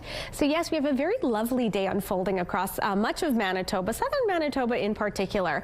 We have a little bit of cloud coverage there in the southwest corner, but for the most part, it's nice and clear, and we're going to be dealing with some above seasonal values. To the northeast, a little bit cooler, a little bit cloudier, and there is a slight chance of some flurry activity. In fact, much of the province runs this risk. It is very low, but it's a risk indeed. Temperatures at minus 8 in Island Lake, minus 13 in Thompson, minus 15 in Gillam, minus 20 in Churchill with those very strong and gusty winds. To the northwest, overcast, a little bit cooler or warmer, excuse me. Let's get that right. Lynn Lake, though, probably pretty cool for this time of year, minus 20 degrees. The rest of you likely a little bit of sunshine here or there, and that slight chance of some flurry activity. Southwestern Manitoba also slightly overcast in Brandon and Neepawa, more of a mix of sun and cloud in Dauphin and Swan River. Above seasonal values there at minus 3 across the board, with the exception of Swan River at minus 7. Very mild temperatures indeed in Portage La Prairie, Gimli, Morden Winkler, Steinbach, Sprague, Pinawa, all of you above freezing, above seasonal. We're a little bit cooler here in Winnipeg at minus 2, Barons River at minus 8. Northwestern Ontario also warm, 1 degree in Kenora, 2 in Dryden with that mix of sun and cloud. We'll see those clouds start to stack up overnight with temperatures dipping down here in Winnipeg to minus 7 degrees. Tomorrow we get some more cloud coverage. Winds get pretty strong out of the northeast, particularly in the morning. Warm temperatures at 0. However, a low pressure system pushing in, likely to bring a good amount of flurry activity, snow to that tune, to about 15 to 25 centimeters worth, likely to taper off by Thursday. So yes, we're not quite done with winter just yet. Thanks, Catherine. Let's go now to Tandy Vera, who is live this morning, telling us all about Louis Riel Day. And now we're going to talk about what's happening at Festival du Voyageur to commemorate him. Good morning. Good morning, and good morning, Manitoba. I'm joined by Rianne Lavalley-Heckert, the Executive Director of Festival du Voyageur. Thank you so much for joining us this morning. Yeah, no problem. Thanks for having me. Now, the festival has so many events today, and it's very specific Louis Riel events. Could you chat a bit more about them? Yeah, absolutely. So there's lots of great stuff going on in Parc du Voyageur today to celebrate Louis Riel, and of course, as a Francophone festival, celebrating Louis Riel is deeply important to us. So yeah, there's lots of stuff going on. We've got the Marche avec les Métis, so that's a Métis parade that's in partnership with Union Nationale Métis. So that's going to be really, really great. There's going to be lots of fun noise in the park at that time. We've also got a brunch with Bannock Babes going on. We've got a Louis Riel Day kitchen party. We've got a Hide Camp pop-up, and of course lots of Indigenous artists all across our stages, including Isla Barker, Mitchell McCoons, and Donnie Pronto. That's so much. So many activities, just so much for everyone to do. What are you hoping people take away from the experience today? Yeah, I hope that, obviously the history of Louis Riel, it's, our festival is about joie de vivre, but we of course remember the legacy of Louis Riel and what happened to him. So it's important for us to keep his memory alive and to celebrate that, and for our culture, for our community, just remembering those roots and where we come from, and that without the fight and the struggle of Louis Riel, we wouldn't have our rights as a Francophone community here to speak our language. So yeah, it's a very, very important day. Lots of fun going on and lots of great stuff to learn. Fort Gibraltar's open if you want to go learn more about the history of the fur trade and how that impacted the birth of the Métis Nation. So yeah, lots of great stuff to learn about Métis folks all throughout the day at Paxi Voyageur. I love that. I love that. So much to choose from for families, everyone. And we got to talk about your outfit. When you walked in, you told me about it. I won't spoil it. So tell us more about that. Yeah, so today I'm actually dressed as Cuthbert Grant. So Cuthbert Grant was the Northwest Company clerk at Fort Gibraltar during the year of 1815, which is the year we interpret. He also happens to be my direct ancestor, so it's really fun for me today to be dressed up as him. And yeah, he's often recognized as the founder of the Métis Nation. And so for us, celebrating that link that it is Louis Riel, but it's been a longer history than that, and going back to those roots. So yeah, today I'm very happy to be dressed up as him, and yeah, hoping to have some fun today at the park. Thank you so much for joining us. And is there any last message you want to say to Manitobans for this morning? Yeah, if you want to come on down, tickets are available on our website, heho.ca, heho.ca. Yeah, and you can come on down. We still got tickets available for today, so it's going to be, I think we're going to have great weather. So yeah, definitely come check it out. It's amazing. Thank you so much for joining us. So much to do. You got to join in. Thanks, Sandy. For most Canadians, Flag Day is about pride and the maple leaf, but for one Ontario woman, it's about patience. She signed up in 2009 to receive a flag flown over the Peace Tower, and last month, after 17 years, it finally arrived. CTV's Josh Morano reports. As a proud Canadian, it is my privilege and honor to provide you with the enclosed Canadian flag. It's a letter Teresa Jansman has been waiting for nearly 2 decades. We didn't think about much, but once in a while, we would comment, I wonder where we are on that wait list. In March 2009, the Prescott native and her 2 children visited Parliament Hill, learning about the history of the Canadian flag that flies on the Peace Tower. The obvious question was, when you replace it, where do the old ones go? Because they replace it quite often. She was told the flag is replaced every workday. Knowing this, Jansman signed up to be put on a wait list to receive one of the flags. After 17 years, it finally arrived. All 230 by 460 centimeters of it. I received this letter, signed and everything. It came with what the date was that this particular flag was flown. According to the Government of Canada website, the current waiting period for the Canadian flag on the Peace Tower and other Parliament Hill buildings is over 100 years. We like the maple leaf. It's unique, so it's very strong symbol. We're supporting Canada. February 15th is Flag Day, marking the anniversary of the first time the red and white maple leaf flag was raised in 1965. In Ottawa, Winterlude included Flag Day celebrations. Visitors taking a spin on their flag knowledge and showing their appreciation. It represents just people coming together and Canadians celebrating our heritage and history shared across all the provinces. But most of all, I'm just grateful to live in such a beautiful country. For Jansman, she says her pride is as big as her flag, but now she has to decide where to put it. A few suggestions, but nothing's been decided yet. It's now become a family heirloom, if you will. Josh Morano, CTV News. Train lovers of all ages gathered at Saskatoon's Prairieland Park over the weekend for the 41st annual All Aboard Train Show. It's the largest show to date in 4 decades, with 45 displays showcasing locomotives of all kinds. The hobby attracts enthusiasts of all ages, with show organizers hoping to inspire the next generation.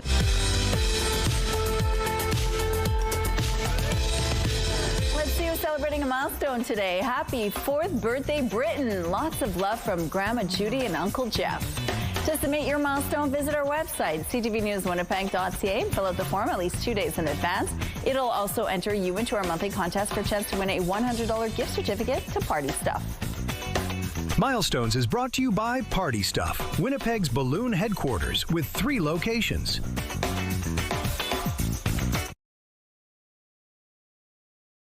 Weather is brought to you by ABC Fire and Safety, your CO2 refill store.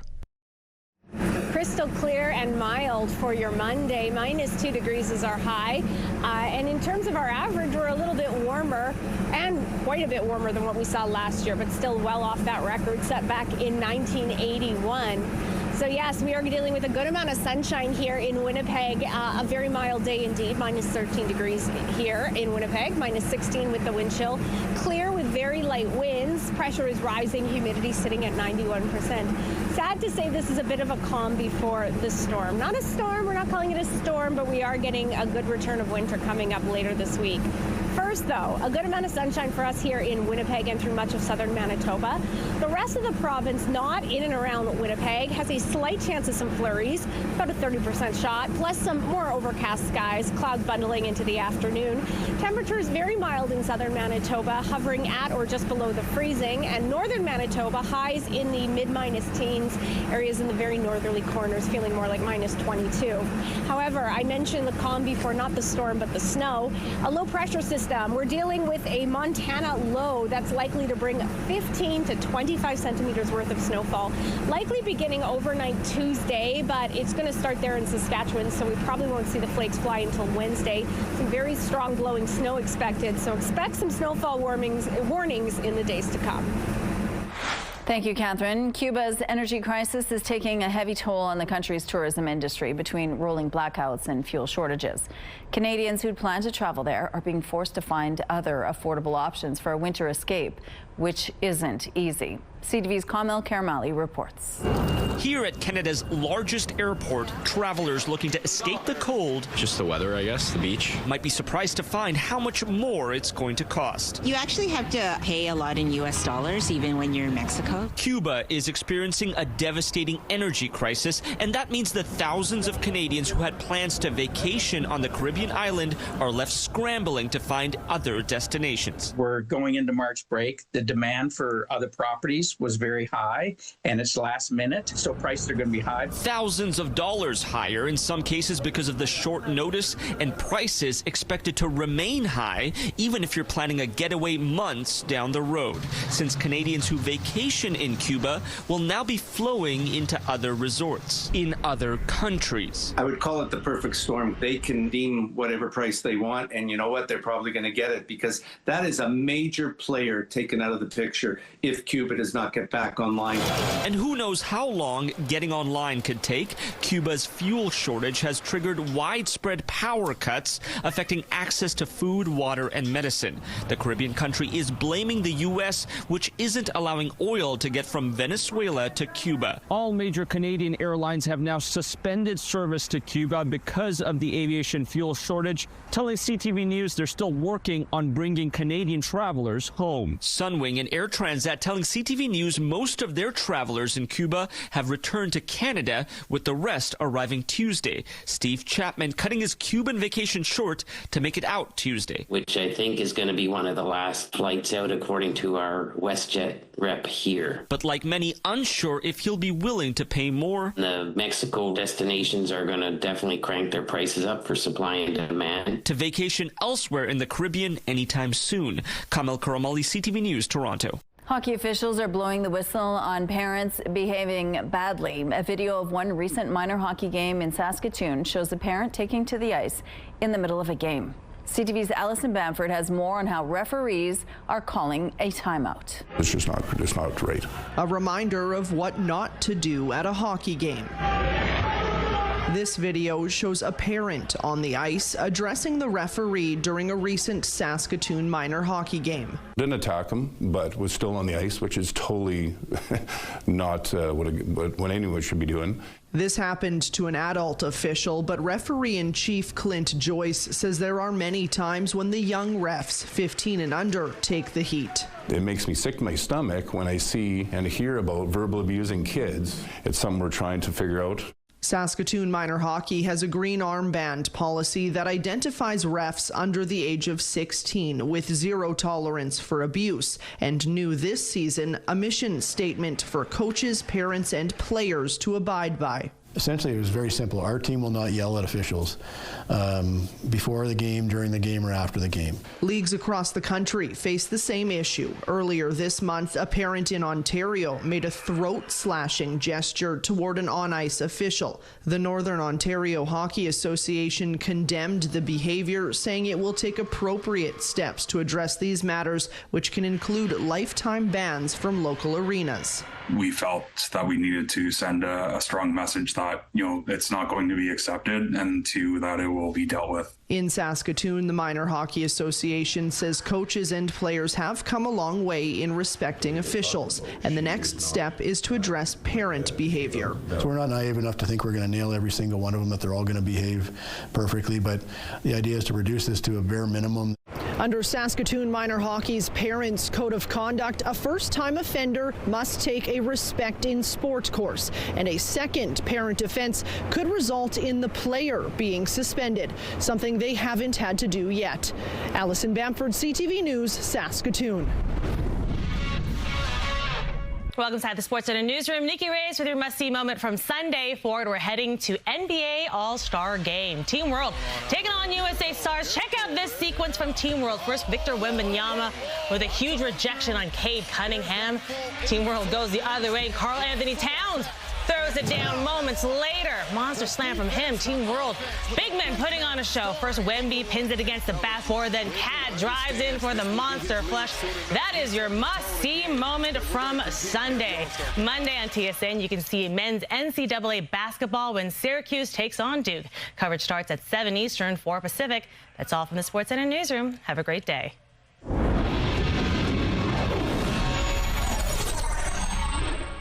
The TSN Must-See Moment is brought to you by Super Blinds and Draperies, featuring Hunter Douglas products. It's Monday, February 16th. Water woes. Police reveal the cause and the impact of a weekend flooding incident at their downtown headquarters. Ottawa's new EV rebate plan makes its debut today. Though dealers are wary, purchasers could net thousands of dollars in incentives. And swirls of color and pageantry are on order as Croatians gather for one last celebration before Lent begins later this week. Your Morning Winnipeg starts right now.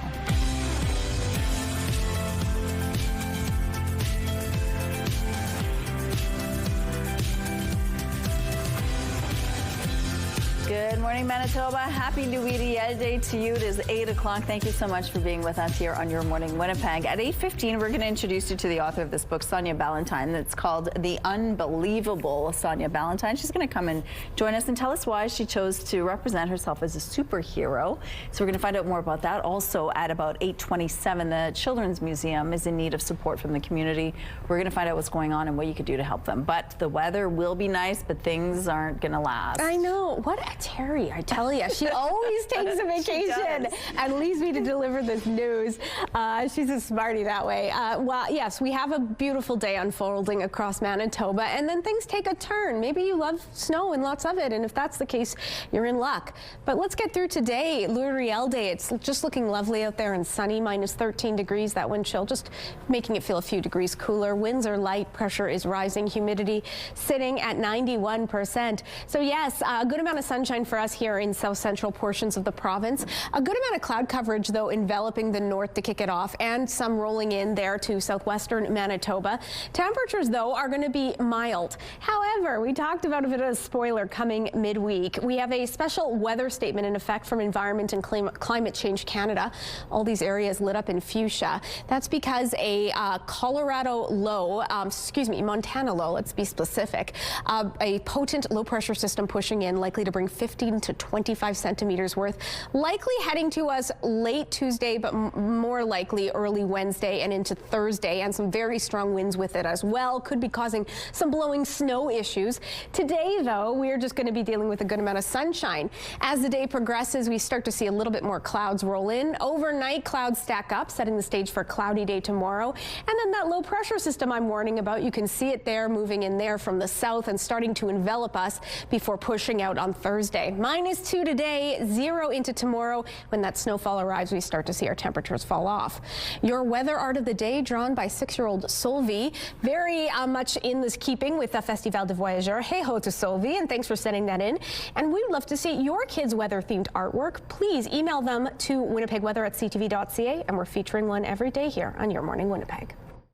The weather art of the day is brought to you by 103.1 Virgin Radio. Over the weekend, Winnipeg police were in for a startling surprise as water started to pour into their downtown headquarters. Around 6 p.m., the tower at 266 Graham Avenue experienced flooding incident, and it impacted some of the working spaces in Police HQ here. Winnipeg police tell CTV News they arrested 2 individuals late Saturday evening in connection to flooding, shutting down some workspaces inside police headquarters. Police said 2 individuals opened several emergency water supply valves in the upper stairwells of the adjoining tower at 266 Graham Avenue. Within minutes, police said significant water pressure built up in the pipes and forced water into the stairwells of the tower, which then flooded some areas of police headquarters. It became rapidly aware because water was pouring down the stairs, water was pouring through ceilings. It happened very quickly. The amount of pressure that was building up was significant, so it just like floodgate basically opened up.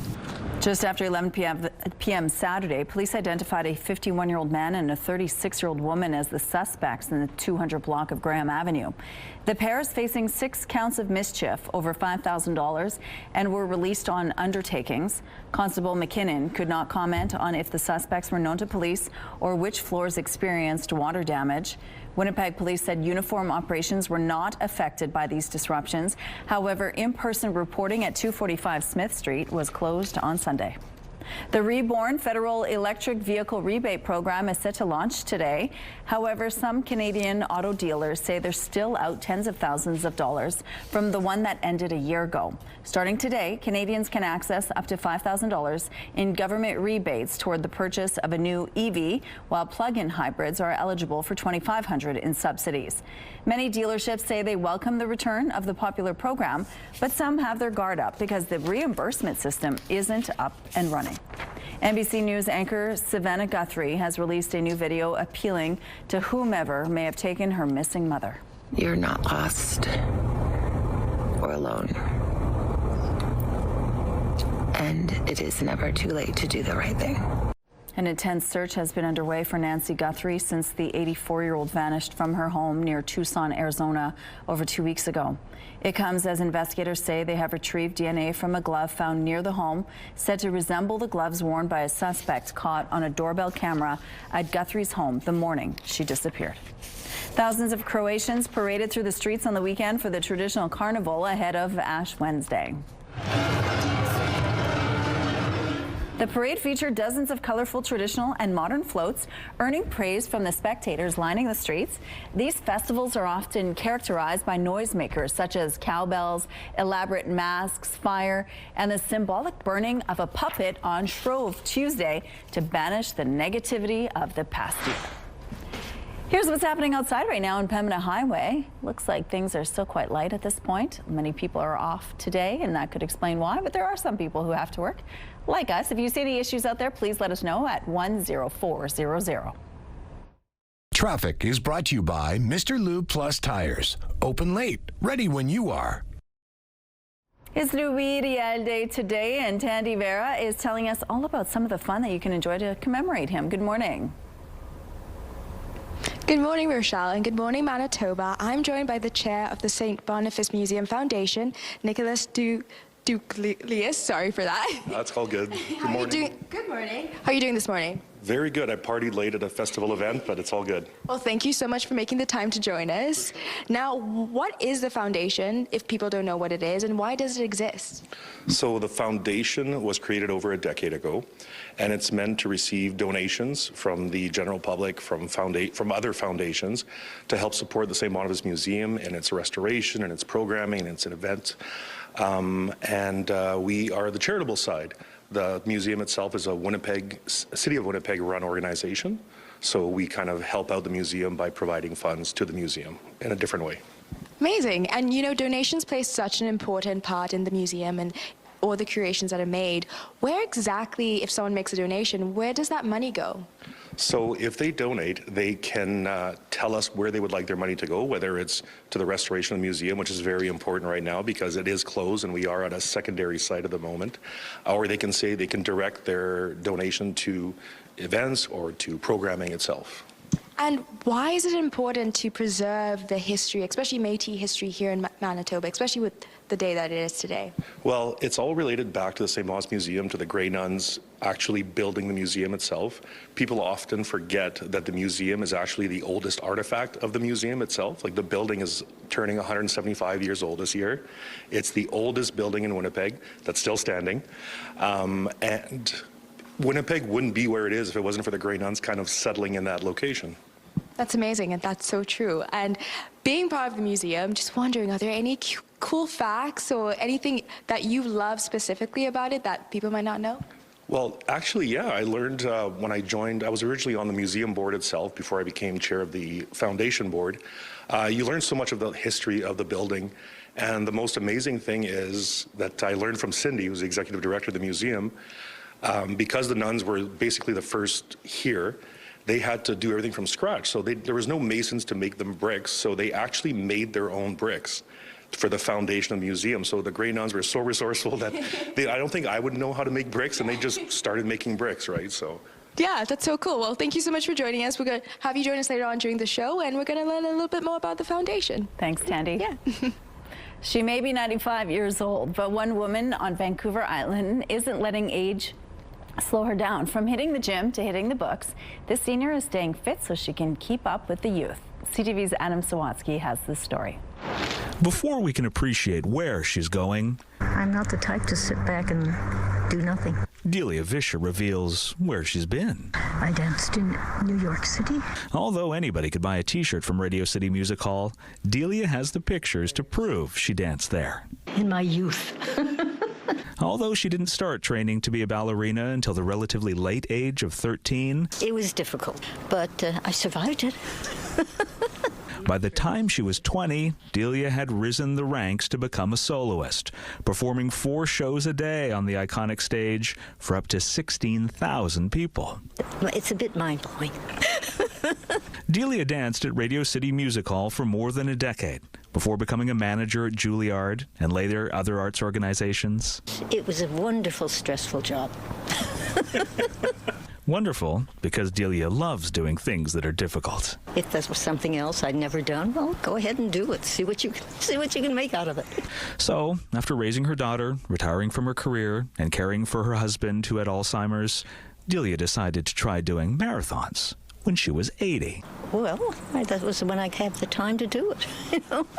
And Delia made up for lost time, earning a wall full of medals and using her runs to raise more than $40,000 for charity.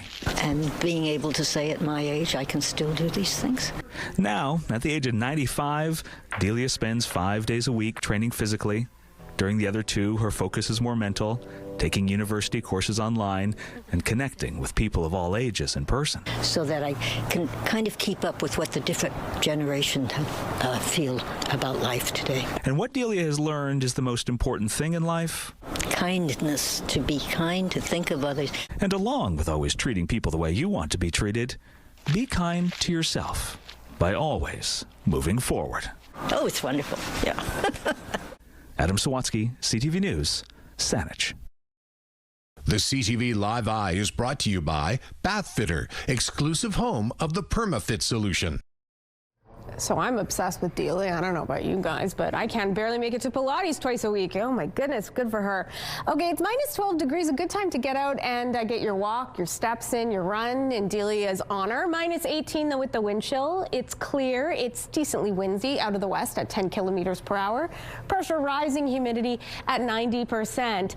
Yeah, I don't know about you, I love getting outside when it's this mild, and that's going to be the case for the next couple of days. However, things take a bit of a turn midweek, sorry to report.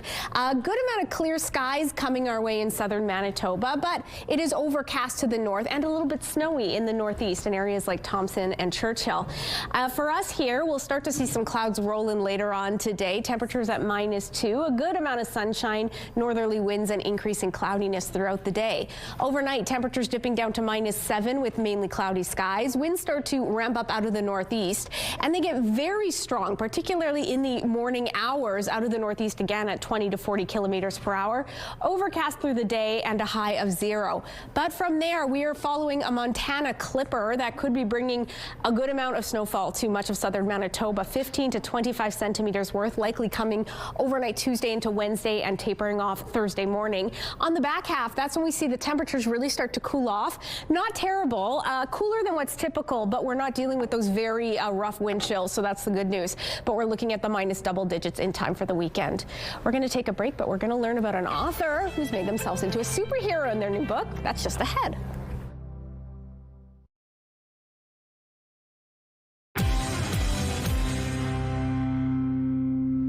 It's New EDL Day, and that means businesses and city services may be closed or running on reduced hours. In Winnipeg City Hall, and all administrative offices are closed today.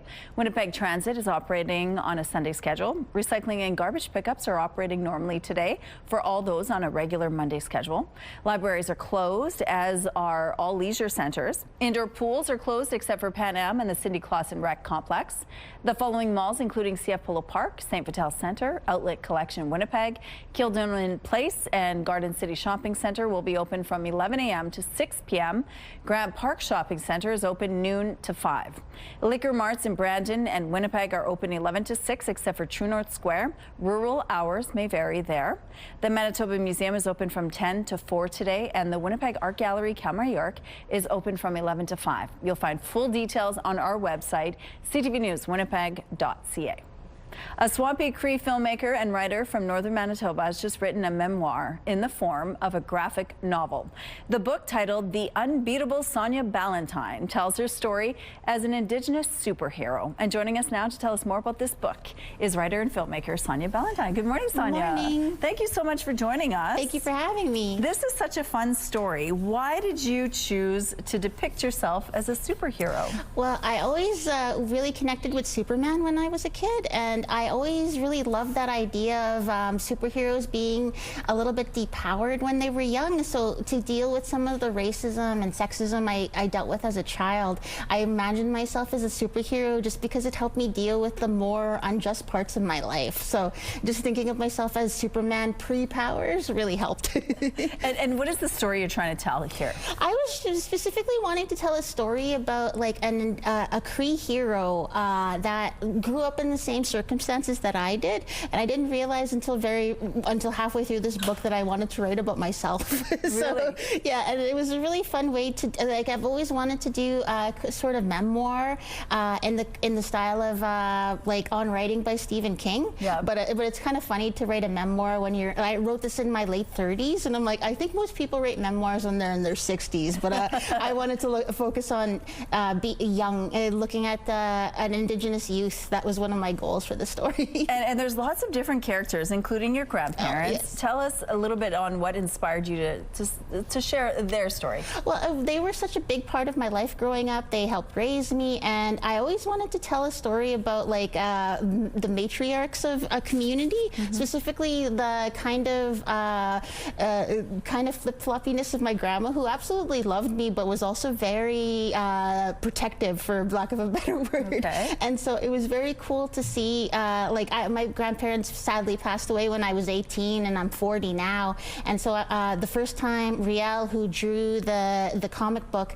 the first time I saw my grandparents again in this format was so overwhelming to me in such a great way, just because it felt like seeing them again. So it was great to have that moment of, oh wait, my grandparents are still here. That is so lovely. And tell us a little bit about how this process works, because it took you 5 years to put this book together. So when you have a story and it's told this way, you're just writing the words and explaining what it should look like, and then all the other people who are supporting you in this project put it together. Oh yeah, like I didn't, when I was putting this together, it was more in the context of like, I want to see visually, like I want it to look like a Superman movie. And Riel was one of the big people I really wanted to be on this project, because I wanted anime style, I wanted like big expressions, I wanted all this color, and I really loved writing it just because like it goes further than you think it will, because like when you're writing it, it's all in your head, but when you get somebody else to transfer that vision into something so visual, it was so much better than anything I could come up with on my own. So I really love working in collaboration this way. And now that you see it, it's all said and done. It will be launched in March. Yes. What is the most exciting part about this for you? I'm excited to see how young kids react to it, just because like even though there's a bit of like tough stuff in this, like mental illness, I was really drawn to the idea that this was a story I always wanted to read when I was young. And when I grew up and realized that there wasn't stories like that yet, I realized that it was probably who better than me to do it. So I wanted to make sure that books that I needed when I was young were there for the people who still need them, because they still need them. Yeah, for sure. And you're going to help them through some tough times, just like you got through as a superhero. Thank you, Sonia, for sharing this with us. The unbeatable Sonia Ballentine will be launched in March. We'll have more details when that happens. Thank you, Sonia. Thank you. Congratulations. Well, Mother Nature is writing a masterpiece out here. It's minus 12 degrees with that wind chill, feels more like minus 18. It's sunny and lovely. Winds are out of the west at 10 kilometers per hour. Pressure is rising, humidity at 90%. Sorry, I'm fighting a sneeze. Okay, so lots of sunshine coming to us here in Winnipeg and surrounding regions. The rest of the province, though, a good bit more cloud coverage and a slight chance of some flurry activity associated with that. Temperatures in the north in the mid to upper minus teens, but areas further to the northeast more like minus 20. And that wind chill, too, making it feel quite fierce this morning, upwards of minus 35. Here in Winnipeg, we'll see a couple clouds roll in later on this afternoon. Temperatures all around southern Manitoba, above seasonal, and hovering around the freezing mark. For us here in Winnipeg, we're looking at minus 2. Overnight clouds rolling in, temperatures dipping down to minus 7 here in Winnipeg, and we start to see northeasterly winds ramp up to about 20 kilometers per hour. And they get very strong into tomorrow, up to about 40 to 60 kilometers per hour in those morning hours, tapering off. High from there of 0 in Winnipeg, many mild temperatures above seasonal, very similar throughout southern Manitoba. Overcast skies. However, we are tracking a low-pressure system that's likely to bring a good amount of snowfall overnight into Wednesday, about 15 to 25 centimeters worth. Charla, a gorgeous photo taken there of the Red River. Thanks for submitting, and keep your weather pictures coming to Winnipeg Weather at ctv.ca. Weather is brought to you by Canadian Footwear, helping you find the perfect fit.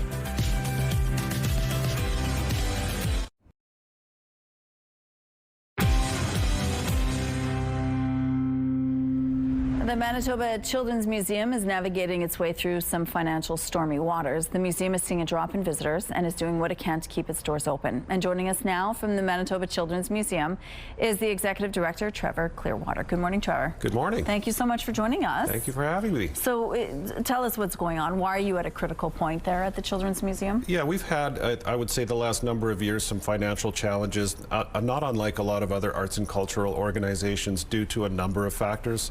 Post-pandemic visitation behavior being one of them. I don't think that we bounced back maybe as well as some other places did in terms of overall visitation, for example. So we're looking to turn a corner here and use this, which by the way is our 40th birthday in 2026, as a way to rally the troops and get people back and familiar with why we're important and visiting again in bigger numbers. So you've had to do some changes sort of to stop the bleed a little bit.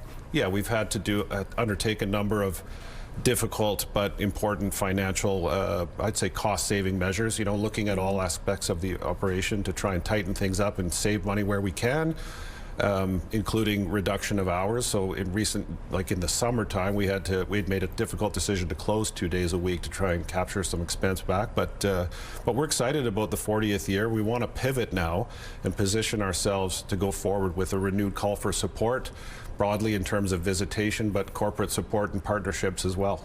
Let's remind people what makes the museum so special. Well, this is my opinion, but I don't think that we have enough places like ours in the community. There's very few places that are designed specifically for young children, and we are exactly that. So when I think about the museum, I think it's a critical institution in terms of serving that demographic.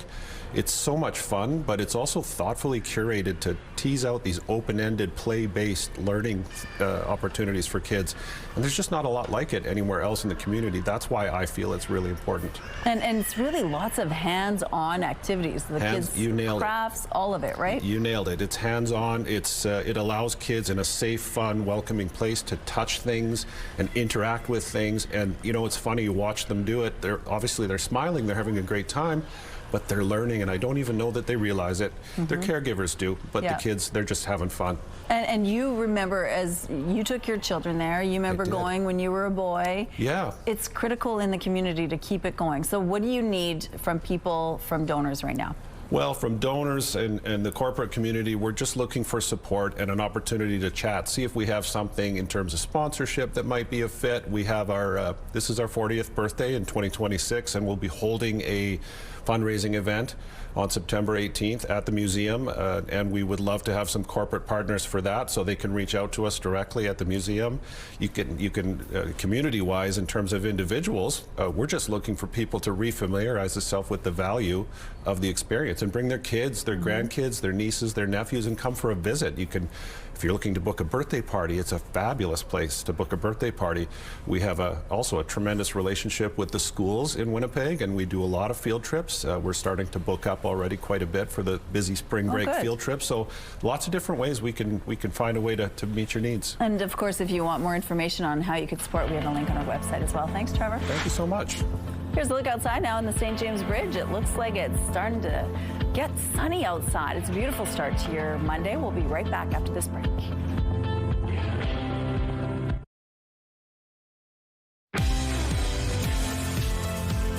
What a sunny start to our Monday, to our Riel day, to the week. Minus 12 degrees. That wind chill making it feel more like minus 18. Winds are out of the west, pressure on the rise, humidity at 90%. Yeah, lots of sunshine on the way for us, while the north is blanketed in a good amount of cloud coverage. And there's in fact some flurry activity being reported in the northeast corner around Thompson and Churchill.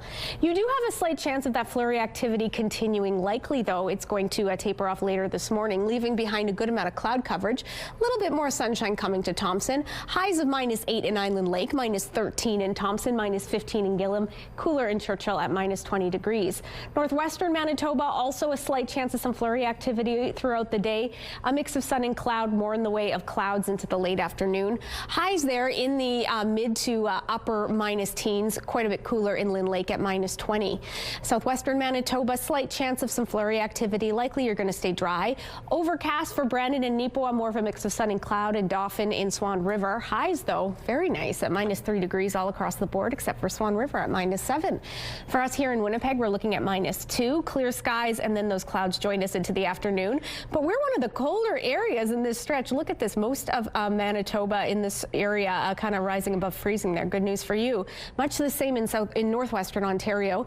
1 degree in Kenora, minus 2 in Red Lake, Dryden at 2, Fort Frances at a whopping 4 degrees. Overnight temperatures dipping down to minus 7 as we do see some clouds start to accumulate. Northeasterly winds also ramp up at about 20 kilometers per hour and get very strong into the morning hours tomorrow. But then, while we're dealing with a moderate day at 0, we're dealing with a low pressure system that's likely bringing snowfall Wednesday into Thursday. Hold on to your hats. It could be about 15 to 25 centimeters worth. So don't put those shovels yet, put them away yet rather, because Mother Nature is still serving up a good amount of winter. Manitobans wanting to show support to a neighboring state down south stood in solidarity on Sunday afternoon. This was the scene just after 1 p.m. outside of Winnipeg's U.S. consulate near Portage in Maine. Roughly 100 people gathered to protest recent U.S. immigration and customs enforcement actions in Minneapolis, where 2 people were killed. Protesters held many signs showing their discontent towards ICE and their presence in Minnesota. A sigh of relief in Gimli on Friday. Ontario Premier Doug Ford said Crown Royal will remain on liquor store shelves in his province. The Premier says the parent company of Crown Royal, Diageo, has agreed to spend $23 million in the province. That includes money for packaging, marketing and promotion, and for neutral spirits from Eastern Ontario. For months, Ford threatened to pull the product after Diageo announced it was closing a Windsor area bottling plant. In recent weeks, the Premier had softened his tone, urging the company to support Ontario jobs in other ways. Meanwhile, Manitoba's Premier welcomed the news and said the Crown Royal facility in Gimli appears secure.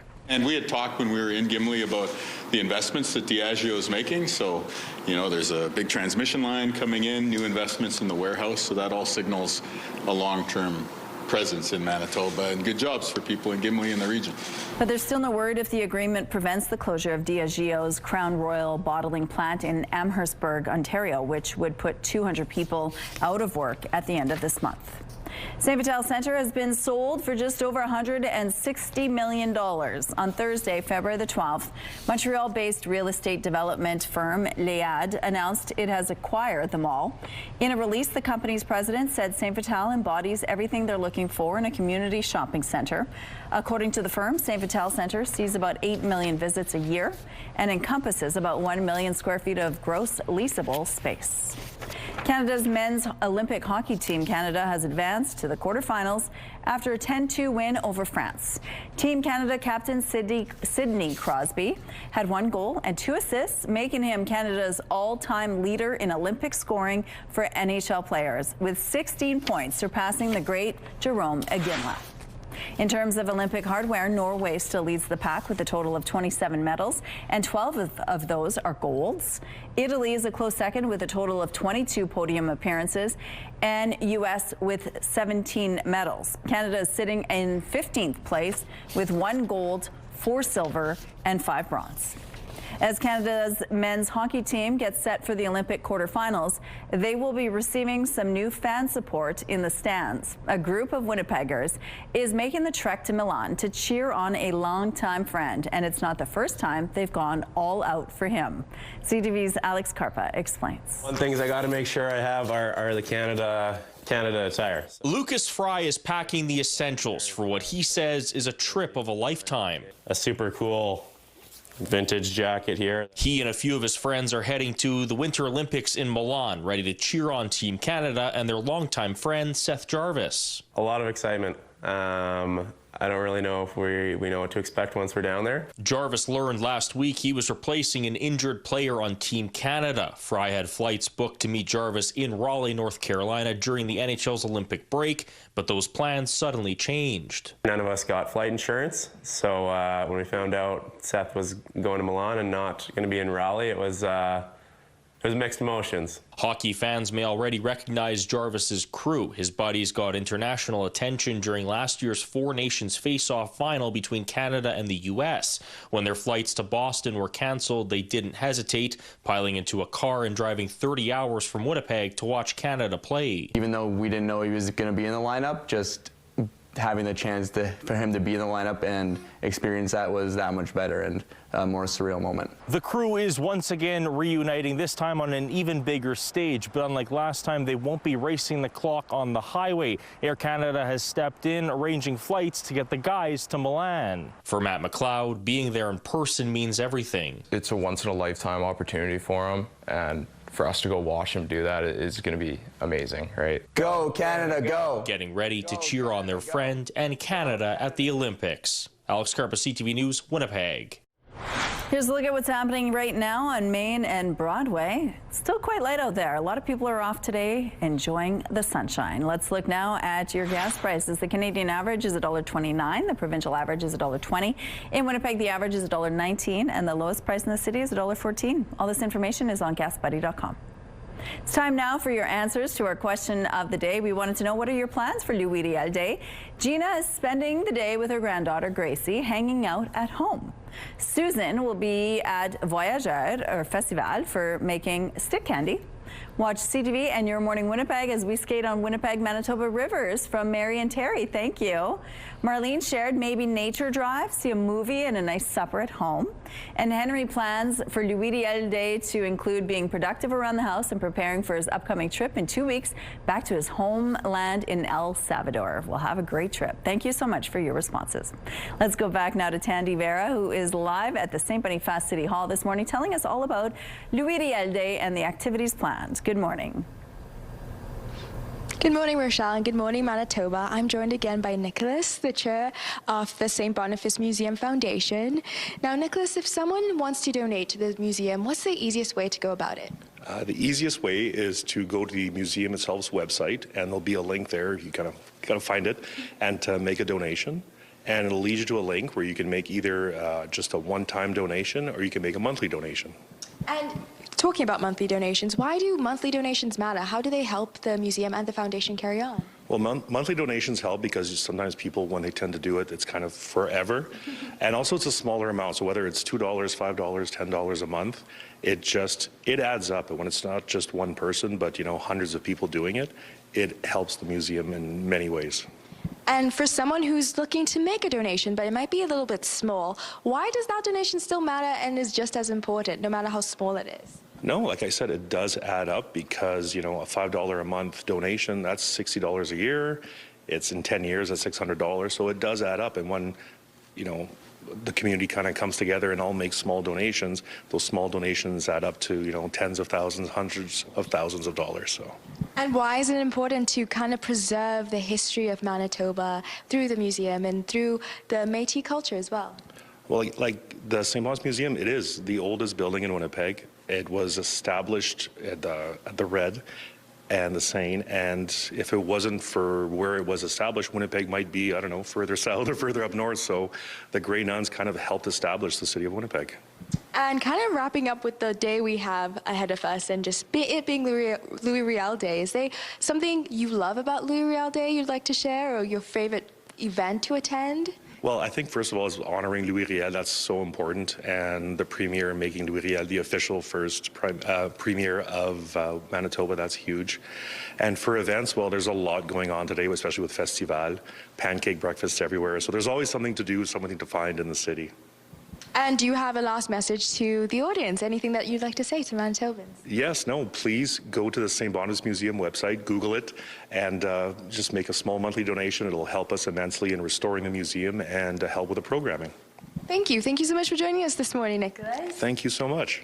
And yeah, if you're looking for something to do this morning, this evening, this afternoon, please go down, check out the events, check out why it's important to embrace Manitoba history, learn more about Louis Riel. And today's a day of recognizing, honoring, and remembering that history and that legacy, and maybe learning some interesting facts. So over to you, Rochelle. Thank you. Love that. Okay, thank you, Tandy. Let's go out to the rooftop. It's a good day to go outside and enjoy Louis Riel Day, Catherine. Oh, it sure is. For those wanting to head out to the river trail, maybe you're going to Festival. Wow, Mother Nature is serving up a beaut. It's minus 12 degrees. That wind chill making it feel more like minus 18. Crystal clear and sunny. Winds light out of the west. Pressure rising. Humidity sitting at 90%. So our little corner of Manitoba is going to likely be the sunniest, not necessarily the mildest in Winnipeg, but areas surrounding us, Morden Winkler, Portage La Prairie, why am I drawing a blank here? Gimli, you're dealing with temperatures above seasonal and above freezing by a couple degrees. Similar temperatures to the southwest with a mix of sun and cloud, slight chance of that flurry activity, while northern Manitoba cooler with highs in the mid-minus teens. However, while we're dealing with sunshine today, it'll cloud over tomorrow, get even warmer, high of 0 in Winnipeg with some very strong and gusty northeasterly winds in the morning, tapering into the afternoon. We are tracking a bit of a spoiler, if you will. We have a Montana low clipping into our province, likely overnight Wednesday. With it, about 15 to 25 centimeters worth of snow, at times very strong winds, could be making for some issues with your drive. Tapering off by Thursday on the back end, we start to see those temperatures fall into the mid-minus teens by the weekend. Let's take a break here, but stay with us. We've got so much more Your Morning Winnipeg still to come. Don't go anywhere. Weather is brought to you by Garage Masters, your complete garage specialists.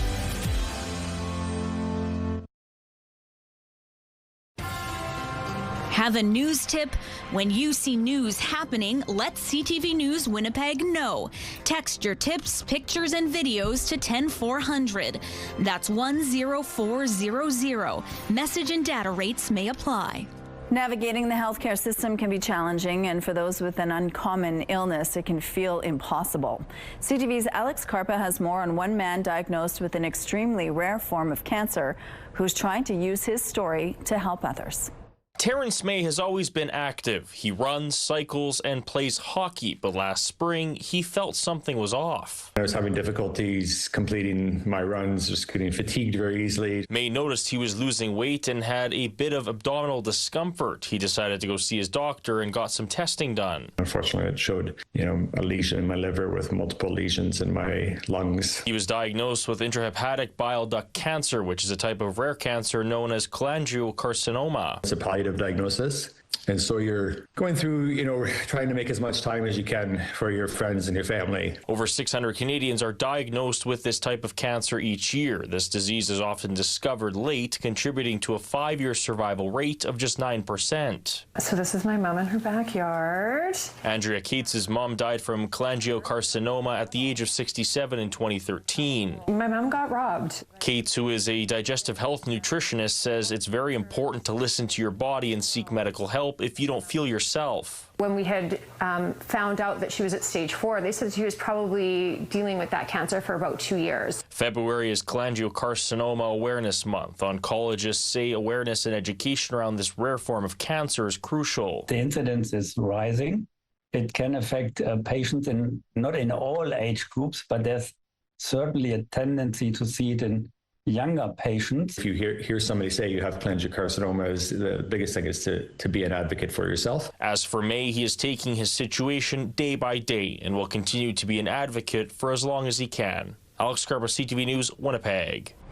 Some amateur chefs from Winnipeg brought their at-home kitchen skills and expertise to a nationwide competition to reality TV. The Food Network's Come Dine With Me Canada competition included 5 home chefs from Winnipeg. Joining us now are 2 of those home chefs, Trevor Grauman and Patricia Gunther-Smith. Good morning to both of you. Good morning. Thank you so much for doing this with us. Now, let's just explain how the show works. If somebody's never seen it, what is it like and what is the purpose and the goal? Well, it's 5 amateur chefs. It's important that you don't have any experience in an actual professional kitchen. Okay. And each person hosts their own dinner party, basically. So you bring them to your home.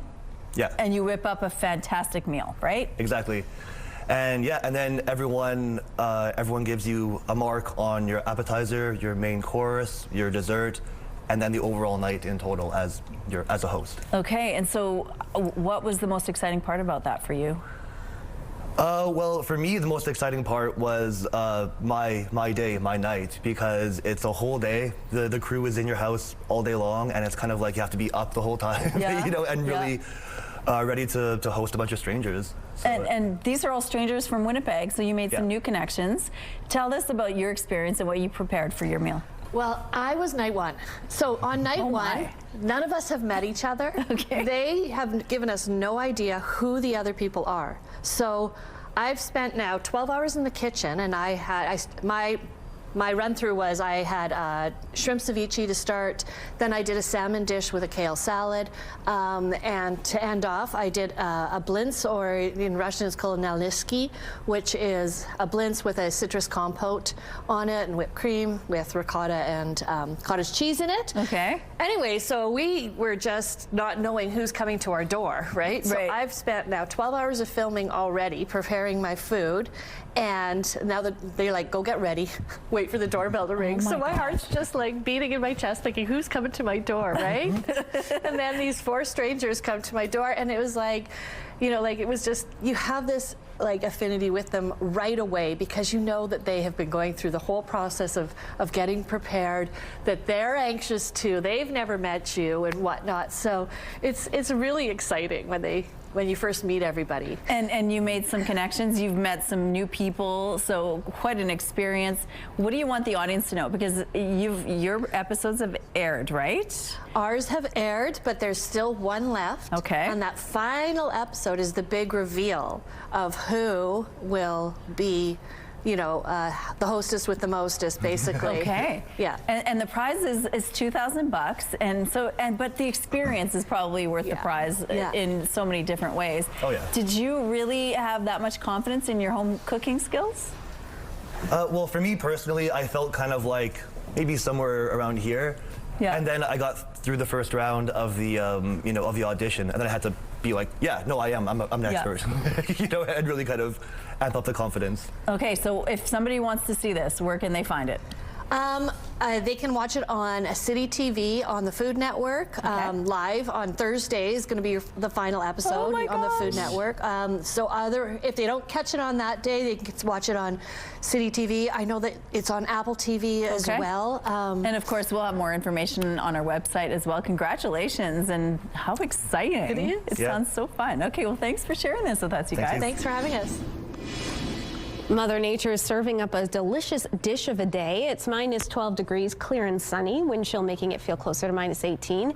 Light winds out of the west, pressure rising, humidity sitting at 90%. Lots of sunshine on the way for us here in Winnipeg, where some surrounding areas, most notably in the north, is dealing with some cloud cover to kick off the day and some flurry activity in areas like Thompson and Churchill. But in terms of our highs, we're looking at about -2 degrees, when -8 is what's typical.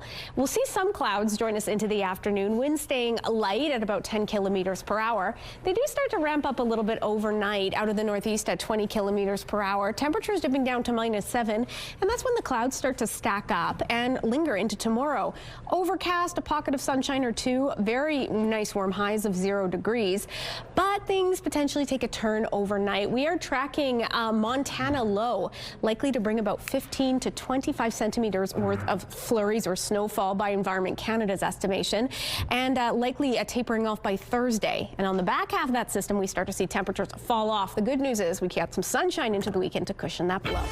Let's take a break, but your videos of the day still to come on Your Morning Winnipeg.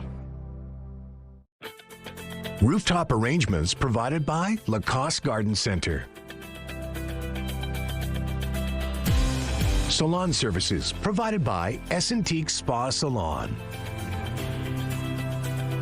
Well, we're going to let you enjoy the rest of your Louis the End day, but first we're going to show you some fun video. These parents took advantage of their kids during a school closure.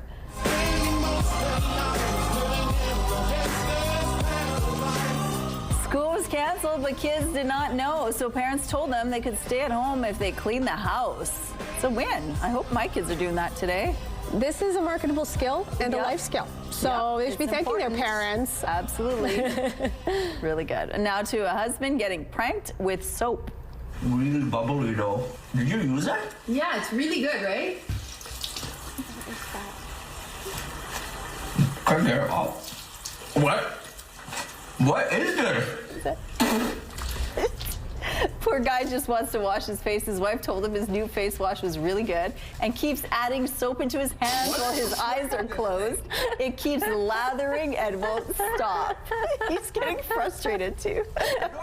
Oh my gosh, poor guy. This will keep marriages alive, I think. And then finally, a little reminder that you're never too young to bust a move. 3, 4.